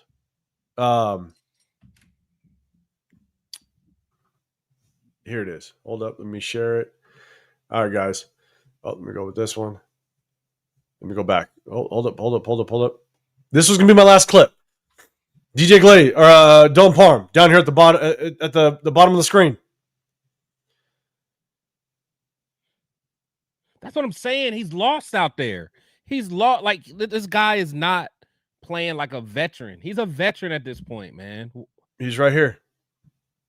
Look inside. Like late to it. And so here's the thing. I'm gonna go back to the big screen. Why the hell is Dylan Parham on the field? I don't care what we think about the guards, like Caleb Rogers, Antonio Maffey, Jordan Meredith, whatever it may be. I bet money that Alex Kappa will continue to be the center for the rest of the season. I bet money. Of course. Because they're gonna die on that. Again, he didn't play horribly. He didn't play great. He played bad. Let's put it that way. But that's actually pretty good for Alex Kappa. Why the hell is Dylan Parham even on the football field? You talk about competition. Pete Carroll keeps saying, "Oh, we need to see Caleb Rogers and Antonio Maffey compete. Let's see who does better at practice." Do you see Dylan Parham in the game? So when Jordan Meredith comes back and he's healthy because he was inactive last week, I am curious to see what happens. Oh, we know what's going to happen. We know. Like, what? I don't even know what the starting offensive line is going to look like. Do you put Meredith back at center and take Kappa off? Because if Dylan Parham continues to see playing time, Dylan Parham might be the new. Who was that? Who was it? Faison that was always on this team. It's like it's like we knew he had something on like Mark Davis or something. Brandon Parker. Was it Parker? No. But yeah, Faison too. Yeah, Faison was always on this team. I don't know how the hell he was always on this team. Like, why the hell is Dylan Parham when all we hear is compete and competition? Who's competing with Dylan Parham? Because he looks like absolute dog shit. No, nobody. Yeah, that's the problem that I have, and so when you look at it that way, the question is, I think this offensive line, the way that they've handled, the way that they've managed this offensive line is just horrible. And it's going to be so hard to assess what these guys actually look like. And if, let's say, we get a good offensive line coach in here next year, can Meredith go back to playing well? Can DJ Glaze go back to playing well? Can JPJ go back to playing well? Like, that's, I have no goddamn clue. Chat, help us out. Maybe you guys know, because Jesus Christ, we don't even know. What up, Daniel Kim? What's going on, brother? Appreciate you popping in here with us. Les, forget about technique. Give me 5 guys who relish the physicality of being an offensive lineman. I'm with that. I mean, Richie Incognito wasn't the most technically sound dude, but dude mean out there, man. And honestly, I know we were in our group chat, even watching the Giants play the other day. Van Roten or Rotten, however you pronounce his name. Van Roten. He out there mauling people, man. It's like, come on, man. Yeah, J-Dog, what's a must happen next season? New head coach, quarterback, meaning by Carroll. I think without question, by Carroll. That would be top priority. Sam Williams was the ultimate scholarship player, bro. The ultimate one, man. Him, and I feel like Brandon Parker too. Brandon Parker was on here so long. He was, but I still think he just like wrote out his contract. Where like FaceTime we kept bringing back for some reason. Yeah. Well, I think Sam Webb was one of them too, a little bit. That they stuck around for a little too long. Webb was, but yeah. Sam Webb was around for a minute. I know. What up, LA Raider? What's going on, brother? Yeah, we needed a guard. We needed a guard early. Where you at, Severe? By the way, where you at? Where you at? Oh, that was Severe. Shit, yeah, that was Severe. And he was on his burner account, man. He was on his burner. He was. But you ain't fooling nobody. You still got your last name in there. Only Severe gonna have a burner account with his last name still in there. I'm with you, man. Taiwan Jones, DJ Turner. Yeah, those are all scholarship guys. Taiwan Jones. Yeah, they flip-flop Taiwan Jones too. He moved to what, corner? I think he did all right. I think so. I remember. So we got a couple more plays. But Jason, you got a question. Does this coaching staff watch this same film? If so, their justifications are pure Democrat talking points. I don't know what game film they watch. I'll be honest. I don't either. I like how do they do their evaluations, man? Unless Parham is just tearing it up in practice. Maybe he's pancaking Tyree Wilson all day, and they're like, "Oh, we got us one." Who knows? Okay. And here's another point that this is my civilized account. Here's the point I want to make, because a lot of people kind of bash some people, like the beat writers. They've been bashing them, rightfully so, but they've been bashing them about like, oh, these beat writers said these guys looked so good in preseason or looked so good in practice, in training camp. They were talking about all these players looking really good. I don't know how many times we've said it on this channel, my channel, when we go live in the Raider War Room. It's like you're comparing these guys going up against backups. Oh yeah, everybody looks good. That's what when you're going against backups, and so it's like I have to wait for the game film to actually come out and us play a game to give the true assessment of it. It's like, because I got a play that I'm gonna show. Everybody was ranting and raving about Deontay Thornton, and it was because the beat writers, the reporters, are like, "Oh my God, he's the next Megatron, and he looks so good. He's so tall and fast, and blah blah." I'm like, okay. They literally were comparing him to Megatron, man. Literally comparing him. And then what's his name? Porter. They're like, hey, this is our next Richard Sherman. And I'm like, okay, cool, but they're going against backups and practice squad. Like, like even when a veteran comes in, you're like, oh my God, this guy looks so good. But you don't know if that rep is against a third string corner or an undrafted free agent. So you got to wait for the game film to come out to really see how well they play. And that first preseason game, I pointed out that rep of Deontay Thornton converting on the third down, going, damn, that is an ugly ass route. If you went up against a number one corner, you called that early. He'd get locked up. Early. You did, and this is what's happening. And the crazy thing is, I remember you calling that out, and I didn't want to hear it because I was still on the train. I'm like, he's gonna be nice. Because remember, I drafted him on my mock draft a few times. I liked him, but I knew he was going to be a project. 100%, right? And so that's the hard part is like, it's just the hard part. It's like once the film comes out, then you can really break it down and really see what these guys are about. And sometimes it's tough. Yeah, Jeff, farm is dirt on the front office staffers and Mark. I probably at this point. Hondo out here blatantly lying to us. LS, you were in my chat, or you were in my live yesterday, and I gave my take on Hondo and the beat writers, and it's just like every time they say, I need to go back and watch the film, I'm like, oh, God damn it. Like, what are you watching? What are you watching? So, Raider Des, what's going on? We're going to talk about that a little bit later. I'm just going to rock through the rest of this game film real quick. We only have about a handful more. Let me see.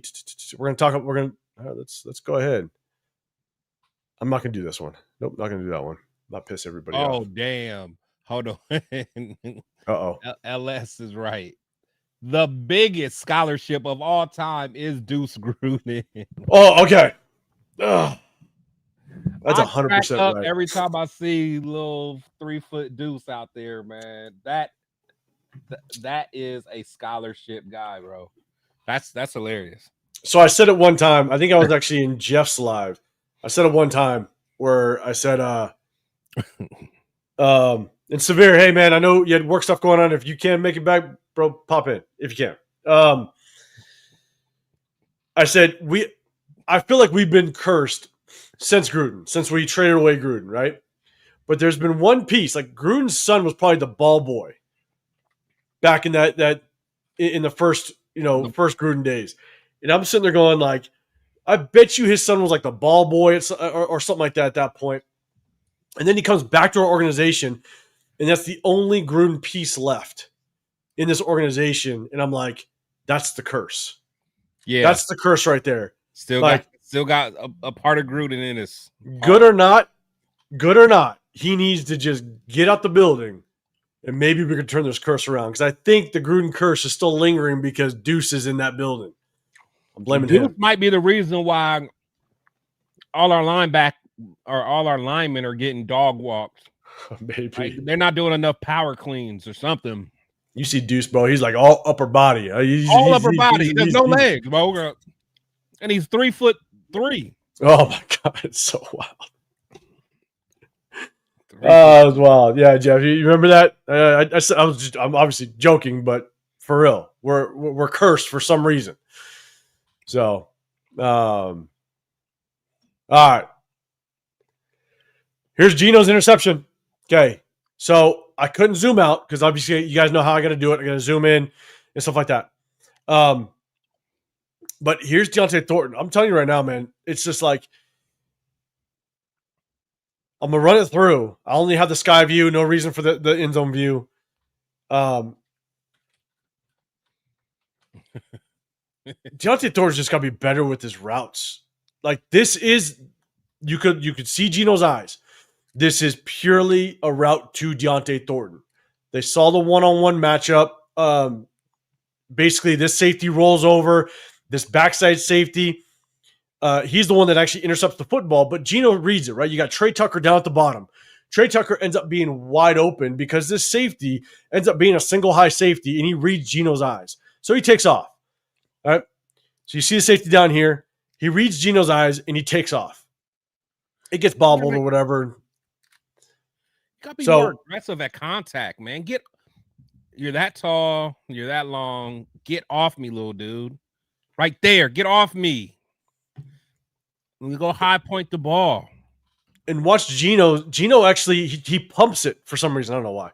But he does a little semi-pump. And the thing is that pumped it because look at his route. Look at it's the route's horrible. Yeah, because it's supposed to be wait, was that supposed to be like a slant and go? Yeah, you can call it a sluggo, you can call it a stutter and go. Like he didn't even sell it. Like he didn't even sell it. You know what I'm saying? Like he didn't even look back. Like it's not even like he's like trying to juke the guy as opposed to actually sell a double move route. But you could tell Geno's just reading it. It ends up being man coverage with a single high safety. Trey Tucker does come wide open, but Geno's like, I got the field side. I'm just going to try to throw this thing. But he gets hung up when he sees Deontay Thornton get hung up with that corner. I think Geno's like, okay, I'm already. But to me, that's a dumb play call to do in the end zone anyway. Yeah. With our line being what they are, you don't have time to mess around with any pump fakes. And I don't know, man. It's just, but at the end of the day, man, to me, it's just a bad route by Deontay Thornton. Oh, absolutely. And we've pointed it out too many times that he's just not a good route runner at all. And that's the hard part. So, all right, I'm going to give Genty his credit. A couple good runs. Double tap the screen, y'all. Double tap the screen. Here's Genty's basically best run of the game. Bounces outside, breaks a couple tackles. That was a good play. Okay, Genty, talk your talk. You take a look at the offensive line. Does decent job, Mafi. Decent job double teaming. Okay, look at Kappa. We'll run it back. We'll run it back end zone view so you can see. You got Kappa, Mafi. Yeah. Yeah, Kappa got out there. Yeah, he did. Parham got a little busy. And so, look, Genty, a good run. But the one thing I do want to showcase a little bit, there's enough, but we saw it, man. Chris, I sent it in in our chat when I got the better view of Genty getting that safety. I don't like shotgun out of the end zone, okay? I'll preface that first. Right. But damn it, Genty, you just need to get your ass out of the end zone. Like, you got to just understand what's going on. Like, that this jump. Yeah, a little pause, jump cut. Like the jump step where you plant both feet and you let Khalil Mack coming from the edge rushing position to be able to get to you. It's like your whole purpose at this point right now is to get room for the potential punter. Exactly. Like, get room so you have at least room for the punter. But he's just so slow to the line of scrimmage with no force whatsoever. And we saw that in the safety as well. And so I just want to see more urgency to just get yards in this type of situation. Now, mind you, it's tough. He tries to go right, but you got to seam to the left. Yeah. The backer slides. Stone's on his job. That's actually a good block for Stone. But like you said, the point of that play right there is not to hit a home run anyway. Correct. Get space. Get out the end zone, and there's no reason why Khalil Mack line up this far out that actually gets chipped can actually get to you. Just put your shoulders down and go. I just think the hard part about him is I don't know if it's because he's literally gotten hit so much and so often this season that he's curling up at contact. Who, Genty. He's curling up at contact when you're in between the tackles. Because he's been getting hit. Like, he got hit on the sideline earlier. Got knocked off. I mean, he literally got planted. So he realized this is not the Mountain West anymore, fellas. I know. It's tough. But for me, get your ass out the end zone. Now, get your ass out of the end zone with intent to continue to make yards. Give some room for your punter if it turns into that type of situation. But man, when you jump and when you plant with both feet in the backfield, you lose all momentum. Your momentum's gone. And you're already not an explosive runner anyway. Yeah. So even the momentum you had, it's not like your momentum was, fast anyway. The fact that you're already kind of slow and you lose all momentum by your jump cut, it's going to take a while for you to get back up to your top speed. Absolutely. So remember, I told you, it's not just some of the issues I see on the offensive line. Obviously, Glaze did not do well. Parham, Forsyth. Ian Thomas, man, we've seen this a couple times this season. I'm just sitting there going, Ian Thomas, like, What are you doing? And I don't know if this is just a habit now, but watch him. I'm glad Severe's not on the screen right now. You know, I don't care. That's still my tight end too. Who? Ian Thomas. Look, I actually thought Ian Thomas would be a decent player in the red zone. I thought like goal line situations. I thought that's that's where he would play. But I'm telling you right now, like, because everybody touted him as a blocking tight end. Oh yeah, bro, like, he dances. So I'll pause it. Like, what are you doing? Like, go hit somebody. Go get him. Go get him. And he dances. And he's done it multiple times. And I'm sitting there going, when the offensive line does well, our tight ends suck. When our tight ends do well, our offensive line sucks. Yeah. And it's just like we can't bring it all together. Ian Thomas is on the right-hand side. He's going to split zone over. And it's like, what are you doing? You're settling now in Genty's way. So what was Brock doing? So was Brock just supposed to go to the next level? Is there a corner out there? Where's Brock? So Brock was the one that he faked like he was gonna block. Oh, okay, he was going out to the corner. Yeah, they do it. They do that a lot. I don't know the exact purpose. Sometimes just to hold kind of the corner and safety.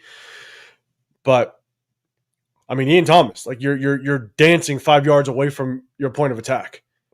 Just go hit somebody, man. Like that distance, you got to close the distance and make this guy make a decision. If he wants to go over you, then attack the shoulder and then climb. If he wants to go under you, then then take him and wash it, and then just extend him and run him downfield. Yeah, but he waits and allows the defender to close. I'll run through one more time. And we've seen it multiple times with Ian Thomas. So it's like, look, time to move on. Nah, for sure. Like, yeah. Time to move on from Ian Thomas. Where's Albert O when you need him? Bring back Albert O. Good old Albert O. So Albert O had a decent little game for us at one time. Yeah. That one game. The one game. Yeah. No, but Albert O can't block. He blocked worse than Ian Thomas, honestly. I did it real quick. A few more. Here's Brock. Here's Brock. I don't have the other touchdown. It was hard to see from the sky view, but here's Brock's touchdown down the middle. This is insane. Oh no, it's the one down the middle, not the one in the end zone. Oh, okay. But just really good play design. I'll go back. Really good play design. Trey Tucker goes in motion to kind of move the corner and widen the safety just a little bit. You got the action with Lockett underneath to hold the linebackers honest. It's a good play design. That is. Actually good blocking by the O-line. Good read. Because he honestly, he could have went to Tucker if he wanted to as well underneath, if he wanted to. But no, that was a good call. I love it. Lockett just holds the linebackers. Yeah. And Gino knows. Then that puts me Brock one-on-one with the safety. And the safety just over-leveraged to Tucker and widened out too much. You hit him in the back of the end zone. It's a good play. And see, and that's what I'm saying. That's like, again, Gino's played terrible this season. But and again, this is coming from someone that was not a big Gino fan. But if you give Gino a little bit of protection and the receivers get some separation and you actually have a good play call, Gino can run an offense. He can run an NFL offense. Granted, it's not been a good year, but he can run an offense if you put the right pieces around him and the right play calls. So, I mean, that's why I don't like all this talk about just bringing any quarterback in, because if we don't fix the foundation, we're not going to see nothing different, regardless what quarterback we have. Yeah, I'm with you. And I kind of touched on it on my live yesterday, is that, it's just trying to understand how is the team with Gino? Like, what's the chemistry like? And that's the only thing. I could care less what quarterback you are. With our offensive line to our receivers, we arguably have the worst receiver core in the National Football League. We probably have the worst offensive line in the National Football League. No running game, no weapons to throw to outside of Brock. Yeah. Like, what quarterback can work with that? And that's what I'm saying. That's why I'm just not. I'm not down with just throwing a random quarterback in there, a rookie quarterback, and just think he's gonna, make it happen.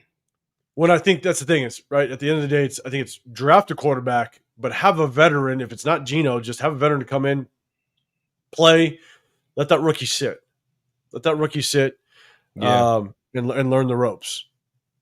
Yeah, because honestly, like I'm not. Go for it. See, and I know we'll talk about it later, but yeah, I'll wait. I'll wait till we talk about the future. Okay, here we go. All right, Antonio Maffi. Just a couple clips of Antonio Maffi. You got him at the top of the screen. Good leverage, good finish. Here's the thing, and the only reason why I'm really showing Antonio Maffi, there was one play where Maffi he missed his block on a Genty run. It was tough. It was a bad play. So you got him right here. Love the attitude. Love the leverage. As soon as he gets leverage, goes to finish the guy. He handled the guy for DJ Glaze. He did. You know what I'm saying? And he feels basically the stunt coming. And so 92 tries to jump outside. He detaches. He helps out DJ Glaze, finishes DJ Glaze guy. I'll take it. I'll take that too. I'll take that all day. And so with Maffi, let's see. I think I had one more. Hold on. No, I don't think I had one more. But with Maffi, though, look, Parham should never be on the football field moving forward. Point blank, period. Saying. I don't know what the combination will be. Parham needs to be gone. Without question. Here's the other one. So you got Maffi right here. A pitch out to Genty. And look, Maffi just helping with the double team. Why are we doing pitches with Genty, man, in the NFL? I'm sorry, man. So on this one, Maffi should have done a better job of getting to the second level. All right, so he double teams, and Denzel Perryman, former Raider. Yeah, he got caught up. So Maffi, he sees him, he just doesn't detach and get to him. And so not with Maffi, not the best rep. And then I'm going to go to somebody else that's fun to watch. Okay, this guy right here. Parham, I don't even want this guy right here. Let's look at this guy. Why is he on the field? What? I mean, how many plays does he just not hit nobody? He literally just blocks nobody. Supposed to go that way. Once 92 crosses his face and goes this way, the entire offensive line is going to the right. 92 crosses, that's fine. Climb. Get to the second level. But he hesitates. Creates the opening. Going. Just cut off number 6. Who made the tackle, basically. Parham should never see the field again. And because, again, Caleb Rogers did good enough. Jordan Meredith can play guard. Antonio Maffi did good enough. A million times better than Parham this game. Never again.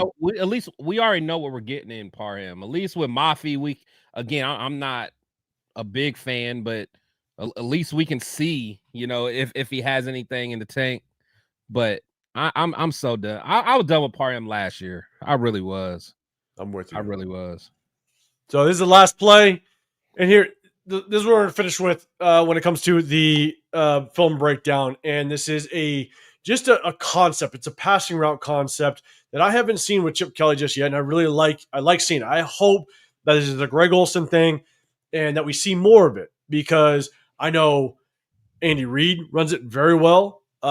It just kind of extends off of the rub route concepts, basically trying to run mesh routes, mesh concepts that put a lot of players in conflict, and they have to make decisions and work through defenders and just traffic. in order to get to their guy. And so I'm going to show it here. You got Trey Tucker that goes in motion. Pre-snap motion is great because it allows Geno Smith to kind of see exactly what the coverage potentially is. You got communication.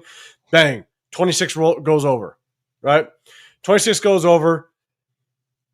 You got a 3-by-1 concept. You got a tight trips, a bunch of trips on the top end, and you got a single receiver, which is Brock down on the left-hand side. But anytime you're stacked and staggered, you know it's man. So there's two ways that you can identify man is if they're stacked and staggered, which here, stacked, stacked, stacked. Different and when they level. stagger, they got to be able to go left and right. So they stagger themselves. The other way to identify, you guys can see it on the screen. The other way to identify that it's potentially man coverage is you got a corner locked up on Brock Bowers on the backhand side. So on the backside, they're locked up. They're stacked and staggered on the top end. You know, instantly it's man coverage. So here's the thing. I love it. You basically have Jack Besh at the top of the route. He's going to do basically a deep out route. You got Trey Tucker that's going to do a deep crosser. And you have basically Tyler Lockett on an option route. He has the option. He's going to basically do a trail technique. He's going to trail underneath the vertical guys. And he's got the option, depending on what this guy does. If he can't get through the traffic, Tyler Lockett can continue to the outside. If he gets through the traffic, then Tyler Lockett can cut it back inside. Right. So it puts this man in conflict. We haven't seen that this year, and this is something that I really like to see. So I'll rewind it one more time. Trey Tucker in motion. The defense moves over. Pre-snap shows man. They're stacked and staggered, locked up on the backside. And watch Tyler Lockett. 2 verticals in front of him, and he's got the option route. Putting that inside guy in conflict, having to work through all this mess right here. He's got to work through the corner plus both of our receivers. Lockett read it perfect. He committed outside because Lockett basically committed to the outside release, forcing him outside. He saw that he committed. He bends it back inside, wide open, in man coverage. You beat it all day. Yeah. So I want to see more of this. If we could see more of this, I think we can find some success. It's quick hitters. That means that Geno's not holding on to the ball a long time, which means that it takes the pressure off the offensive line a little bit. It's something we haven't seen all season long, and it's definitely something I'd like to see moving forward. That'll definitely help. Without question, I see Severe's comment. God damn it, Severe. I like that. Bang. If Lockett Lockett ain't an old man and he keeps his feet, bro, continue this thing up the seam. Yeah, I mean, but the thing is, if Geno trusts his arm, man, you got Tucker, man, because there wasn't because that corner's right there. Let me see what did Brock do? So was there? So I'm sure he probably did something. Yeah, just to clear that out. Yeah, there's no safety out. Yeah. It is there. But I just don't know if Geno trusts his arm at this point. It's either Geno doesn't trust his arm. I think he doesn't trust his offensive line. Yeah. To hold that block, because that's basically what his progression would end up being, right? His progression is basically his number one target right now is going to be Tyler Lockett. Because you can get to him quick. Yeah, because with Jack Besh running a deep out route, Geno already knows this guy's stacked. And so he's already got the leverage on Jack Besh. So it's basically looking, your progression is going Lockett. If Lockett gets tied up. Yeah, so he's already about to release it. But, man, if you hit Trey, he's walking in the end zone. Yeah, Trey's gone. So, 100%, right? If he goes through his progressions, but it was so wide open for Lockett and not being the first read, bang, you hit it. Yeah. And you move on to the next play. And so,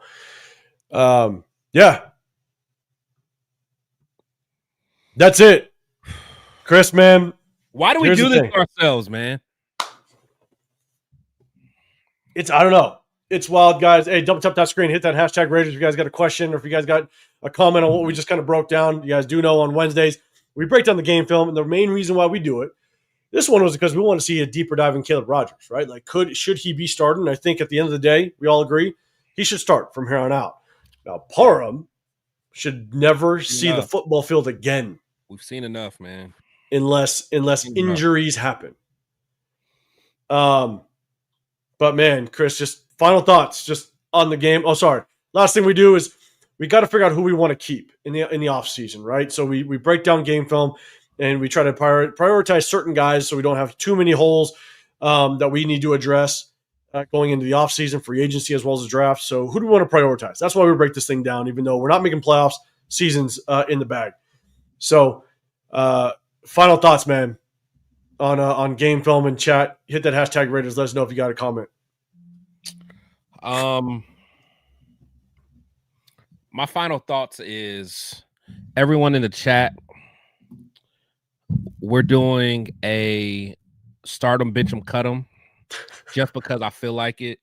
And I'm asking 805 right now, and then I'll answer the question. Yep. Start 'em, bench 'em, cut 'em. Parham, Cody Whitehair, or Alex Bars. Let's go. Let's go. Let's go. Let's go. Holy shit, you threw Alex Bars in there. Give me that, and then I'll answer your question. Dylan Parham, Cody Whitehair, or Alex Bars? And then I'll answer your question. Holy shit. Oh, my God. Or jump off a cliff. Which may be an option. Oh, my God. That is... I think maybe I would... God damn, maybe I'd start Bars only because we're so far removed from him. You said start Bars? Damn it. Because Kappa's horrible. Oh, wait, no, I ain't say Kappa. Wait, I said Par. No, I'm sorry. Yeah, Whitehair. Sorry, yeah, Whitehair. Wait, hold on. God. Okay, hold on. Okay, my bad. Parham, Whitehair, or Kappa. So I won't even do Alex Bars. I'll do Kappa. No, keep Alex Bars because that's worse. Because Kappa, at least he didn't do atrocious this game, and that's fresh in my mind. Holy God. Yeah. You know, this is how bad it is. I might start. Oh fuck! I might start Parham. Ooh. Cody Whitehair was oh, you hated him. I hated him with a passion. You're cutting him. I already know. Cody, yeah. Holy shit. Parham, maybe bench Bars and cut Cody Whitehair. Ooh. I think that's it. That might be it. Like it is bad. That's bad. It's God bad. Damn it. I just wanted you to put some respect on Parham's name. Okay. I can't believe you. Okay, now what question was it that you had for me? And I'll answer. I don't even know what it was anymore. I think I asked you just kind of what your take was, final thoughts on the game film. But holy shit, that's brutal. Yeah, my bad. I had to call it Omaha.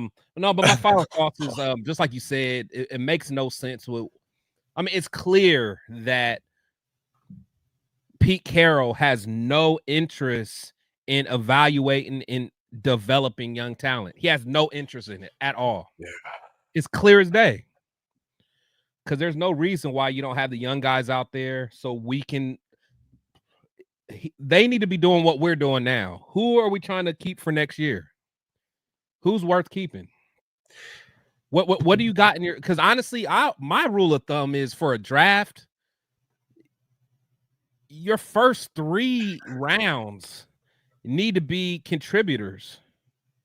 Yep. So therefore, the Charles Grants and Rodgers, okay, if they're not starting, they still need to be getting snaps. There's no reason they should be inactive for half the season. So the fact that we got people like Mafi in there and all that, it just makes no sense. This coaching staff has no clue. And again, I was a guy, and I could say this humbly, because I was a guy when we hired Pete Carroll, I was okay with it. I wasn't against it. I thought that he could add some value, but he is just. The game is passing by. I never thought he was going to be I mean, you can tell that he's stubborn. I didn't know that about him. You can clearly see it now, and it's just bad, man. It's like Antonio Pierce made a comment, and I know a lot of people are kind of running with it about like it's going to take it may take decades to get this team cleaned up, and people think that AP was just like hating, but it's not far fetched. We haven't won a playoff game in decades. So like this team is so screwed up, man, and it is so deeply rooted. And this game is just another example of just deeply rooted foundational issues that the Raiders have. I mean, I'm with you, and you know, I do listen to like Hondo Carpenter because if there's just news that's going on, then I'll listen to it. But I definitely take my own perspective on it. But I'll listen. Shout out to, I think we talked about it a little bit earlier. Where was it? I don't know. I forget who it was. I might find it. Bring back Van Roten. We talked about Van Roten. Oh yeah, right here. I'm all about Van Roten, man. I liked him when he was with us. I thought we would keep him when we brought in. Office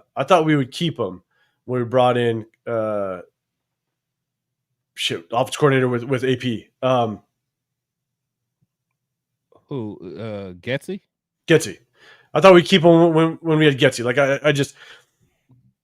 I thought he was good enough. Again, it was one of those where don't let him go because you don't want to have to trust so many needs. But Getsy had that Cody Whitehair experience. God fucking damn, you had to mention his ass again. God damn it. So yeah, I'm with you. And I'm with you in the sense that at least, and I think a lot of people could have maybe agreed that whether you thought Pete Carroll was a long-term answer, well, he's 74 years old. He's not long-term. Yeah. But you thought he was going to bring in something to this locker room that was like stability or like, right? Like, yeah. You know what I'm saying? Like just something that is like you're saying, stability or just try to maybe get us in the right direction, right? Show some of these younger players that have been in this locker room for quite a bit. This is kind of how it's done a little bit. Would it translate into a bunch of wins? That remains to be seen. But I think the biggest thing is like we didn't know that this much dysfunction would go on under Pete Carroll. Like this dysfunction we've seen since the Christian Wilkins stuff is wild. Yeah. We could wrap up a list of 20 plus of things that have happened this season that just doesn't make any sense. And you're sitting there going, how the hell does that work? Yeah. You know? Yeah. I mean, and there's a lot of stuff that just got brushed under the rug that people don't realize. Like how we lost, what was the linebacker that we lost that ended up going to the Colts? Jermaine Pratt. Yeah, Pratt. And then like even Amari Cooper came in for a couple practices, was like, I'm out. Like little stuff like that. Like, yeah, it kind of got swept under the rug, but it's like now you look back at it, it's like, and even the Christian Wilkins thing, you know, I know a lot of people, you know, want to say he shouldn't have did X, Y, and Z. I am still upset at the fact that some grown ass football players went to HR. That just bothers me as a guy that's been in the locker room. It is true. That bothers me, man. Like you went to HR, and look, the reports come out that it was potentially my guy. Oh, it was your guy, Adam Butler. I'm sitting there going, like, if it was Adam Butler, Dan, that's a rough take. Man. That's a rough take. Like what you do is you take him outside and you'll just square up and handle it. 100%. You handle it, but you went to 100%. HR. I didn't even know football teams had HR. I'm with you. So it's tough. I think we all thought that, you know, like at least some normalcy might play out a little bit, but bro, we did a complete 180 and Pete Carroll went wild with whatever the hell he ends up doing in this goddamn in this locker room. So here's the thing, Chris, I'm gonna step aside for just a second, but I'm gonna put this up because I know you had a question that you wanted to address, you want to talk about, and we're gonna talk about it right now. So chat, buckle up, get ready. We're gonna talk about this topic. It stems around the head coach. J-Dog. So here, Chris, let's talk about it. I'm gonna step aside for just a second just to grab another beer. Get another beer. I ran out underneath, and then I think I need another one too. But anyway, you asked the question. I'll be right back. Yeah. So everybody been hearing a lot of this stuff about Tomlin possibly not being. Oh, not that. We'll see. Okay. Can't give me control of nothing. All right, there we go. But how would you guys feel about Tomlin coming to the Raiders?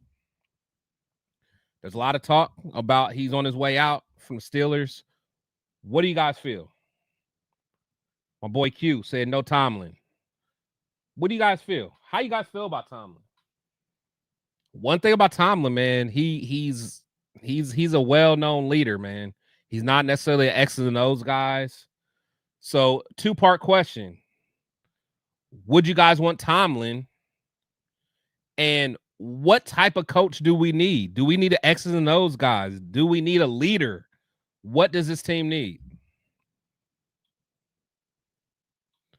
Let's see. He said, unless Spytech won him. Okay, I feel you. Salute to my boy Cheeto. He said we went from not wanting Sanders because of the circus to having Pete become the ring general of the circus for sure. He said Wilkins' foot was a problem. He could been set up to get rid of him. Yeah, I don't know. That the whole Wilkins thing pisses me off. I'm one of the few, but I didn't like that at all. I know a lot of people, may have their little agenda about what he was doing. I have a problem with that. Like, whatever issues you have in the locker room, go handle that like men. Like, all that going to the HR, that's just, I don't know. Maybe that's just my culture. I don't like that. Bones, you said hell yeah. So you're with Tomlin. LS, he said no to Tomlin. Said Cheeto, he said, you know me, as I'll take my sides coach any day. Salute to Cheeto. So you down with Tomlin. He said, keep hiring proven losers. Don't bring up stats either. Good try with Carroll. Told you so. So keep hiring proven losers. All right, J Dawson, what do you mean then? What do you mean? Proven losers, though.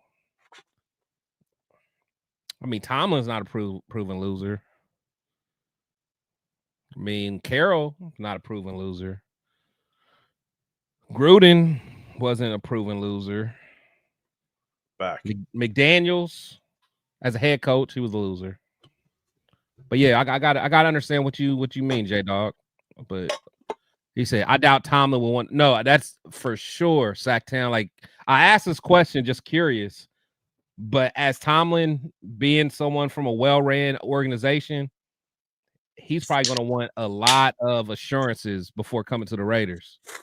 And I don't think Tom Brady is going to be willing to give any of that. I don't think Mark, so I don't know. So let's see, I'll take Tomlin over Pete any day. See, but again, I don't know.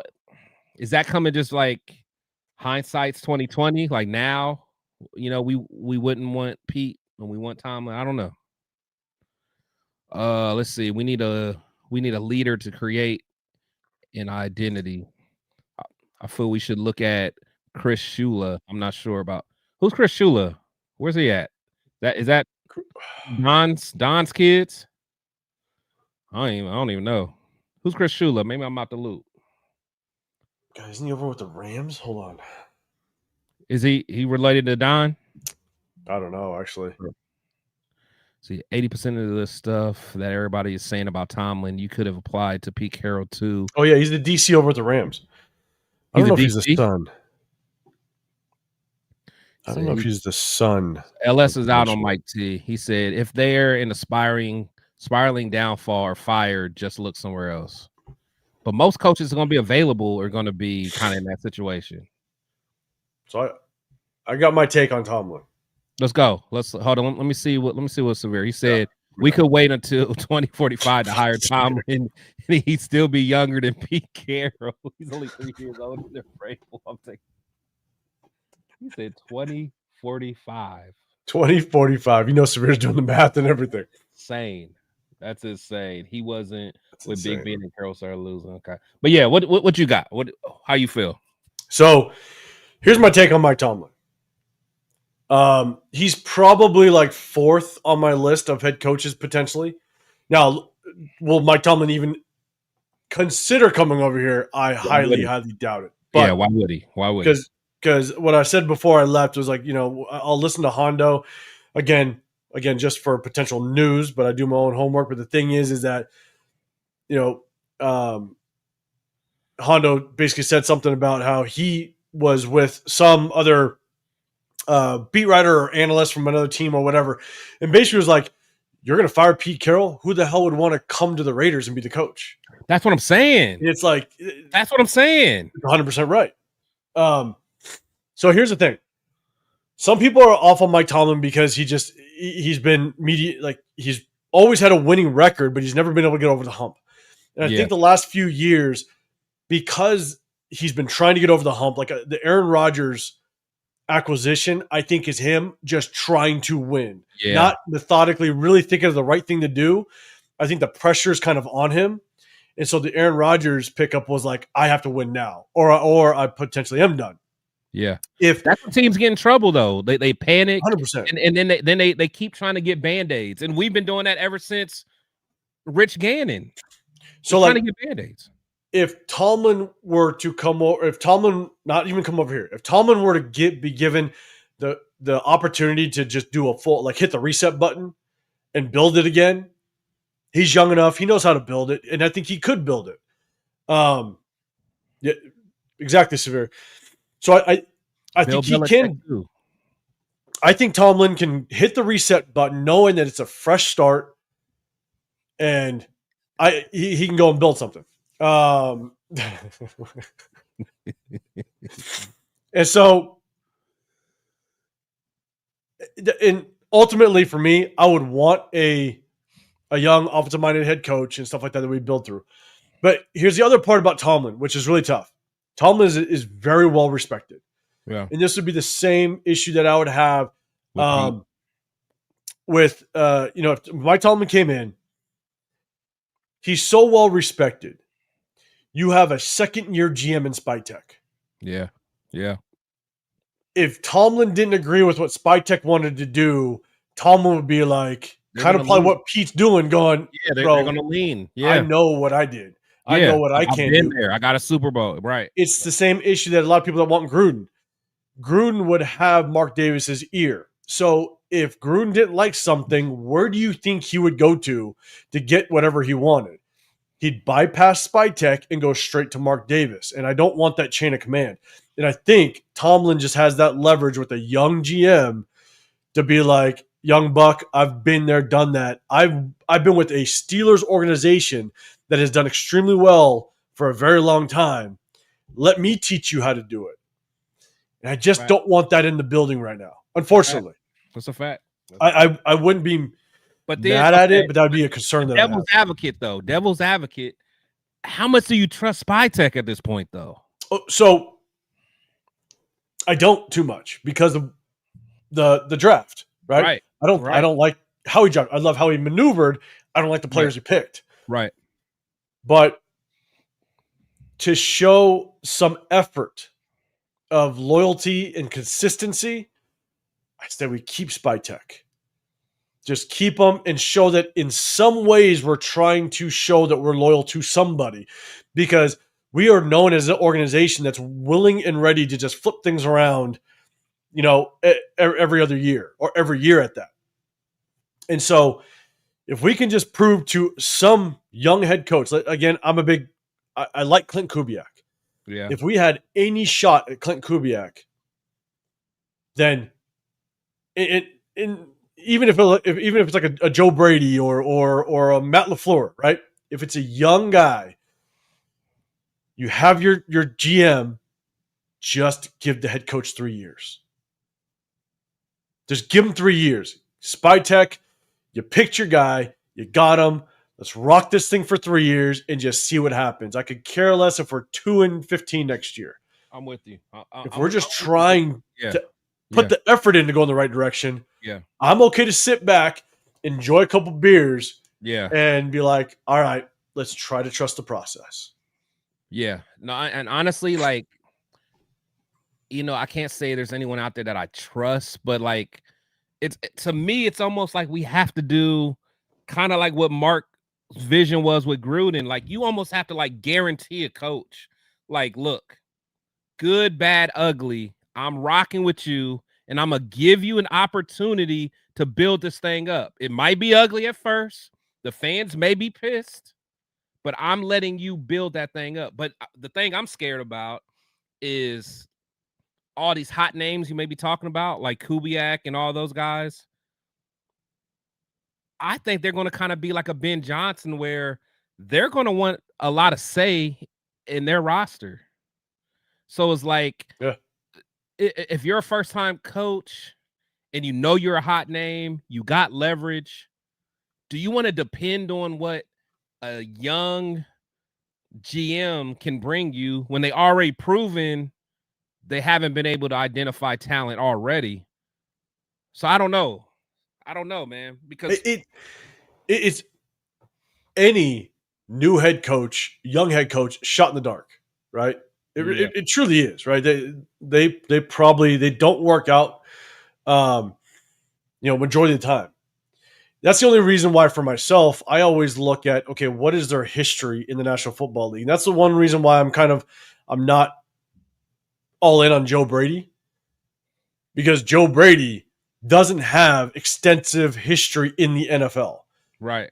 You know what I'm saying? And so I want someone and that's why I did like Ben Johnson, because Ben Johnson's been consistently in the NFL since like 2012. Yeah. You know what I'm saying? So he's been within multiple organizations. He's seen it go down.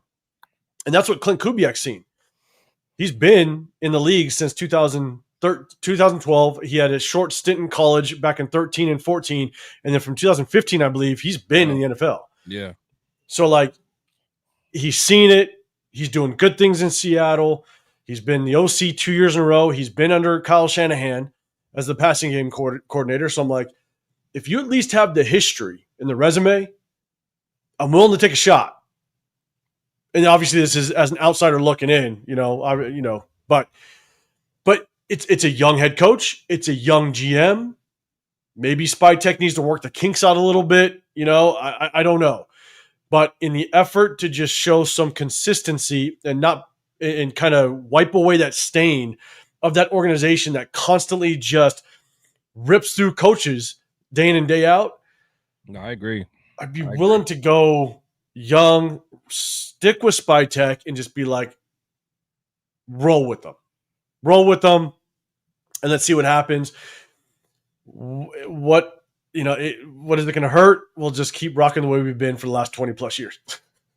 No, I'm with you. The only thing that scares me is like, I know the thought of having like this youth movement and having like just brand new ideas, guys that are new, but it's like, man, our organization, and again, I'm not saying that the old way worked, because it's clear it didn't, but you look at Tom Brady, who is essentially the director of football operations. I mean, you can call him whatever you want, part owner, but he's pretty much the director of football operations.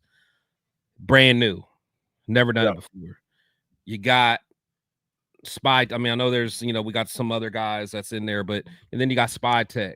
He's about to be a sophomore, brand new. Then you want to bring in a brand new head coach. And then a lot of you guys want to bring in a brand new quarterback. It's just like, man, that's a lot of just learning on the go. And again, it could work, but it's like at some point, man, we also need a good mix of people that's been there, done that. Hey, I've seen this before. This isn't too big for me. So I don't know. It can go either way, but I don't know. But like you're saying, right? It's you go with the young head coach. It's always a risk. It is. Because they've never done it before, and you got to give them time to figure it out, work the kinks. That first year is going to be a massive learning experience. So when you go with a young head coach, you never know if it's going to be the right or wrong answer. It's just the vision that you potentially have of having a young offensive-minded head coach, and you're in position to get a quarterback, and you marry the two, knowing that that's kind of how the league is going. Wouldn't be mad at that process. No, I'm with you. I'm with you. But like it works, but then sometimes it doesn't. It doesn't a lot too, man. That's like, I don't know. So imagine this though, because another guy that's fairly high on my radar, and he'd probably be third. I'd say probably third on my radar is Brian Flores. Right. Let's see. Now we're talking. Now we're talking. If we couldn't get a young offensive minded head coach, Brian Flores has all the experience that you need. A former head coach, you know what I'm saying? Like, got screwed over in Miami. Yeah. He's been a coordinator for Yeah. years. He's doing well over at Minnesota. Yeah. My thing is you bring him in, and then you get a former head coach that was an offensive play caller, right? The best you can get. Bring in a Brian Dable if you could, or something like that. Yeah. Knowing that it's a former head coach that is probably not going to be looking for a head coaching job elsewhere for quite a while. Right. And you get a defensive-minded head coach in here. Like, that would be that. See, that's more that's in line more like what I would want, honestly. Yeah, someone that's been there, and then because originally I was like, man, I would like him, and then potentially like a Mike McDaniel, but I'm like, those two would never mesh because Mike McDaniel was the one that took his job, so that would never mesh. But a Dable, even a lot of my fellow Ohioans probably would think we're crazy, but Stefanski as an OC. Hey, so there's my 648. Oh, it's a couple minutes ago. What up, C? So there's my guy. I coached with him in Texas. Oh, nice. Yeah, what up, coach? Hey, we break down game film. You know how I do it. Nice. Yeah. But yeah, I'm thinking like even someone like a Kevin Stefanski potentially to run the offense. He's been bad in Cleveland. But I remember him in the Vikings. He really got them going, man. Some people are just better as a OC. And so, again, I think that's the hard part. The hard part is you go young, a guy that's never had head coaching experience before. It's tough. It's tough to really understand what the outlook is really going to be. But as long as the direction's right, I think, I think I could trust the process. But in effort of consistency and just trying to prove that we will hold on to somebody, as much as we're not a big Spy Tech fan, but I'm with you. Try to rock with it. And my guy, C, he is a Ravens fan. Shout out to him, man. And well, my brother's a Ravens fan, and everybody they're scratching and clawing at John Harbaugh, man. I wonder how long he's going to last there. I think the Ravens are pushing for first in that division, so I think he's going to kind of pull that fan base back. But I've been hearing a lot of people rumblings about John Harbaugh and getting out of that Ravens organization. Man, I'd take Harbaugh in a second, bro. They would be insane. My brother thinks it's crazy. My brother's like, sitting there going, why the hell would you want to get rid of Harbaugh? Yeah. And the only reason they were struggling this year is because, you get Lamar got hurt, man. Like, they would be insane. They would be. Now, I will see, but the thing is, those are like first world problems. But like, because you look at the Ravens and you're like, okay, maybe once it gets to the playoffs, they struggle. But like, those are, I mean, I'll take those problems right now. Dominate in the 100%. Season, and we'll worry about the playoffs later. Playoffs? What the hell? We got Pete Carroll. We got Pete Carroll at 74 years old. That the drama that we have gone through in this season. I mean, we'll take anybody at this point. I mean, between Tomlin, Harbaugh, there would be massive upgrades that we haven't seen in years, which would be wild. So it's rough. It's a rough go as a Raider fan base, man. But yeah, man, see, appreciate you popping in here, brother. It's good seeing you, man. I got to hit you up. We got to link up again. I got to make it out to Texas again. Shit, man, should have went out there again this football season, but I'll definitely hit you up, my guy. So, all right, Chris, did you get that out of your system? Did you get the head coach to talk out your system? Yeah, I'm good, man. Yeah, I'm good. Yeah. I'm good. Yeah, man.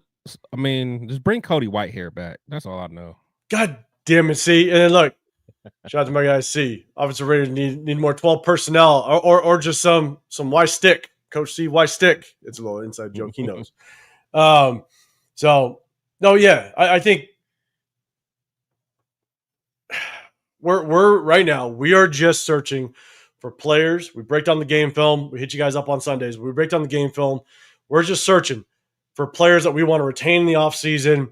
You don't want to have too many positions that you need to address, whether it be through free agency as well as the draft. And so are there guys on this roster right now that we want to continue to rock with? And it's hard. It's hard because if we completely revamp this coaching staff, you don't know what system is going to be brought in at the end of the day. We might bring in some defense coordinator that wants to switch it up and run a 3-4 defense as opposed to a 4-3. And we completely flip the script on everything. Offensive-minded coach. Does he want a different personnel? So we just have so many damn question marks, man. And we'll see just kind of how it works out. And we're going to ride out this season. We're going to be without you this weekend, though. Yeah. I'll be in spirit, though. I'll be in spirit. Trust me. Yeah. No, you won't. You won't. You're going to be loving your life. That's what you're going to be doing. I am, man. Honestly, I've been at such peace. To anyone that knows me, man, like when the Raiders start losing, I get mad. I get very emotional. I'm not fun to be around. But like this is the first year where it's like I haven't been going to games. Like I've been spending like my money and finances on just going out the country. So I'm just doing that instead of going to Raider games. And I'm so much happier. Like I think my gray hairs are growing in slower. You know what I'm saying? So I like it. It's all good. Yeah. White stick. Say no. whites. What? Why? Why? The letter Y. The letter Y. So yeah. But look, at the end of the day, guys, we just broke down the game film. We appreciate you guys popping in here, man. Shout out to my guy, Coach C, man. I appreciate you. I got to hit you up, man. We got to link up again. I'll find my way out to Texas. But appreciate everybody. As you guys know, we hit you guys on Sundays after each game, depending on what day we play. Obviously, Severe will be back with us on Sunday after that Broncos game. If you guys are in town, in the Vegas area, doing a live podcast over out here at the Parkway Tavern next to the M Resort, Spicy Raider. She's putting it together. So I'll link up with her, kind of co-host, and we're going to have a little bit of event, bunch of giveaways. Some Chris, your favorite super fans, some of them will show up. And we're gonna have a little bit of fun. So if you guys are in town, super fans, man, especially my favorite ones, the Raider Cowardly Lion and the Raider Tin Man and Raider Penguin and Raider Easter Pepsi. Bunny. There's a Raider Pepsi out there. I heard there's a Raider Easter Bunny. All them, man. Salute. I'm with you. Raider up. It's gonna be fun. But if you guys are in the Vegas area, Parkway Tavern next to M Resort. This Saturday from 12 to 3 Pacific time. We're going to have a little bit of fun. Check us out. Afakasi. He's still in town. He's going to be there. So I'll actually be able to meet Afakasi, which would be cool. So you know what's awesome? You're going to meet Afakasi before you meet Raider Rundown. Yeah. About that. Just think about that. I'm thinking about it. And shoot, Leo lives like down the street from Rundown. Still hasn't seen and he met Afakasi before he met Raider Rundown. Definitely. That's some shit to talk about without a question. So look, guys, we appreciate you guys. Hey, if you guys can, double tap that screen. Just hit the like button, hit the sub button. We rock with you guys on Wednesday nights. We break down the game film, but we also hit you guys on Sundays after the game, and we have a little bit of fun. So we appreciate you guys, man. Chris, let them know what you do with Dub on Saturdays, and definitely shout out that show, man. Shout out to Dub. Yeah, salute to my boy Dub Raider, man. Make sure you guys subscribe to my boy Dub Raider. That's my brother. I do a show on his channel with a video that we do every week, man. Go ahead, run it up, man. Hit the, subscribe to him. Hit the like button on the videos that we do. It's called the Raider Nation Weekly Wire. We just it's a quick show, little 30-minute video that we do. Just kind of talk about, different aspects of the game, just different topics, stuff like that, man. So show Dub some love, man. He has a lot going on in the Raider Nation, hardest working man in Raider Nation. So you make sure you do that. And of course, you always catch me on the with my brothers, man, the Raider War Room, talking this trash. I'm the one that's always drinking the beers and listening to my brothers, man. 805 Yeah, 805 is the, he's the X's and O's guy. Severe is the articulate one, and I just say whatever the hell's on my mind. So salute the chitlins and hog maws. I had a good Thanksgiving. I love it. And you can't forget. There's got to be a Raider Michael Jackson out there. Oh, there's got to be. Oh, there is a Raider. Is there? Oh, yes. Jesus Christ, that's wild. Yes, that's wild. Yes. I love it. And I think where's the draft next year? Because Jeff said the 2026 draft, he's out there. Is it in Cincy? I don't think it's in Cincy. Is it in Cleveland? No. Did they have one in Cleveland?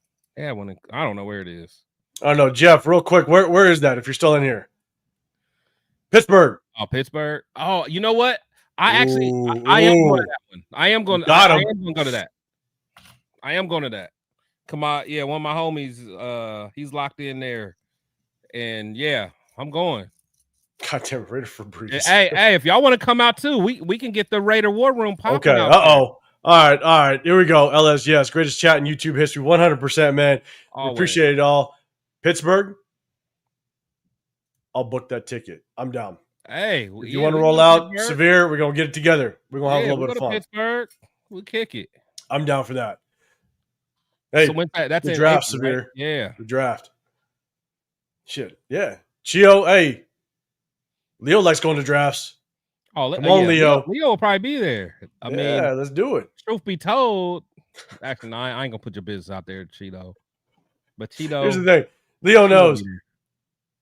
If JT the Brick is there, Leo, then yeah, I'll go so you can get some more YouTube shorts with me. Just completely disappointed in JT the Brick. God damn it. So we're going to have some fun, though. But, guys, look, we're going to get out of here. We appreciate you. Appreciate everybody that rocks out with us in the Raider War Room. You guys know what it is. I'm 805 Raider. My channel is Real Talk Raider Nation, man. We appreciate all of our subscribers. Appreciate all of our members. We appreciate the super chats that we're throwing out there. But, guys, go check out Severe, too. Check out Severe. He always holding down, causing trouble, man. So make sure you guys check out my boy's page as well. 100%. And it's April 23rd. Before you know it, you're going to blink, and the draft is going to be here, which is wild. So we're going to have a little bit of fun. But after this, guys, make sure you guys go over. I think Jeff and Leo and Jay, they're all going live. Go over there live. Go check them out. For sure. They always have a fire show. I always tap in with them. Make sure you guys for sure go over there. And honestly, if you guys get Leo to, let's say, 100 likes, he'll do a blowjob shot. I'm saying.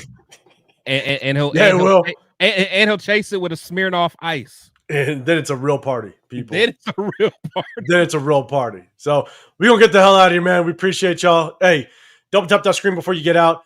Tap in with us on Sunday. Shout out to Chris. Going on vacation, man. Enjoy it. Love it. You'll be back with us when you get back, fresh and ready to rock. But we're going to have a little bit of fun. So appreciate y'all. Have a good evening. We'll see you on the next one. We out here.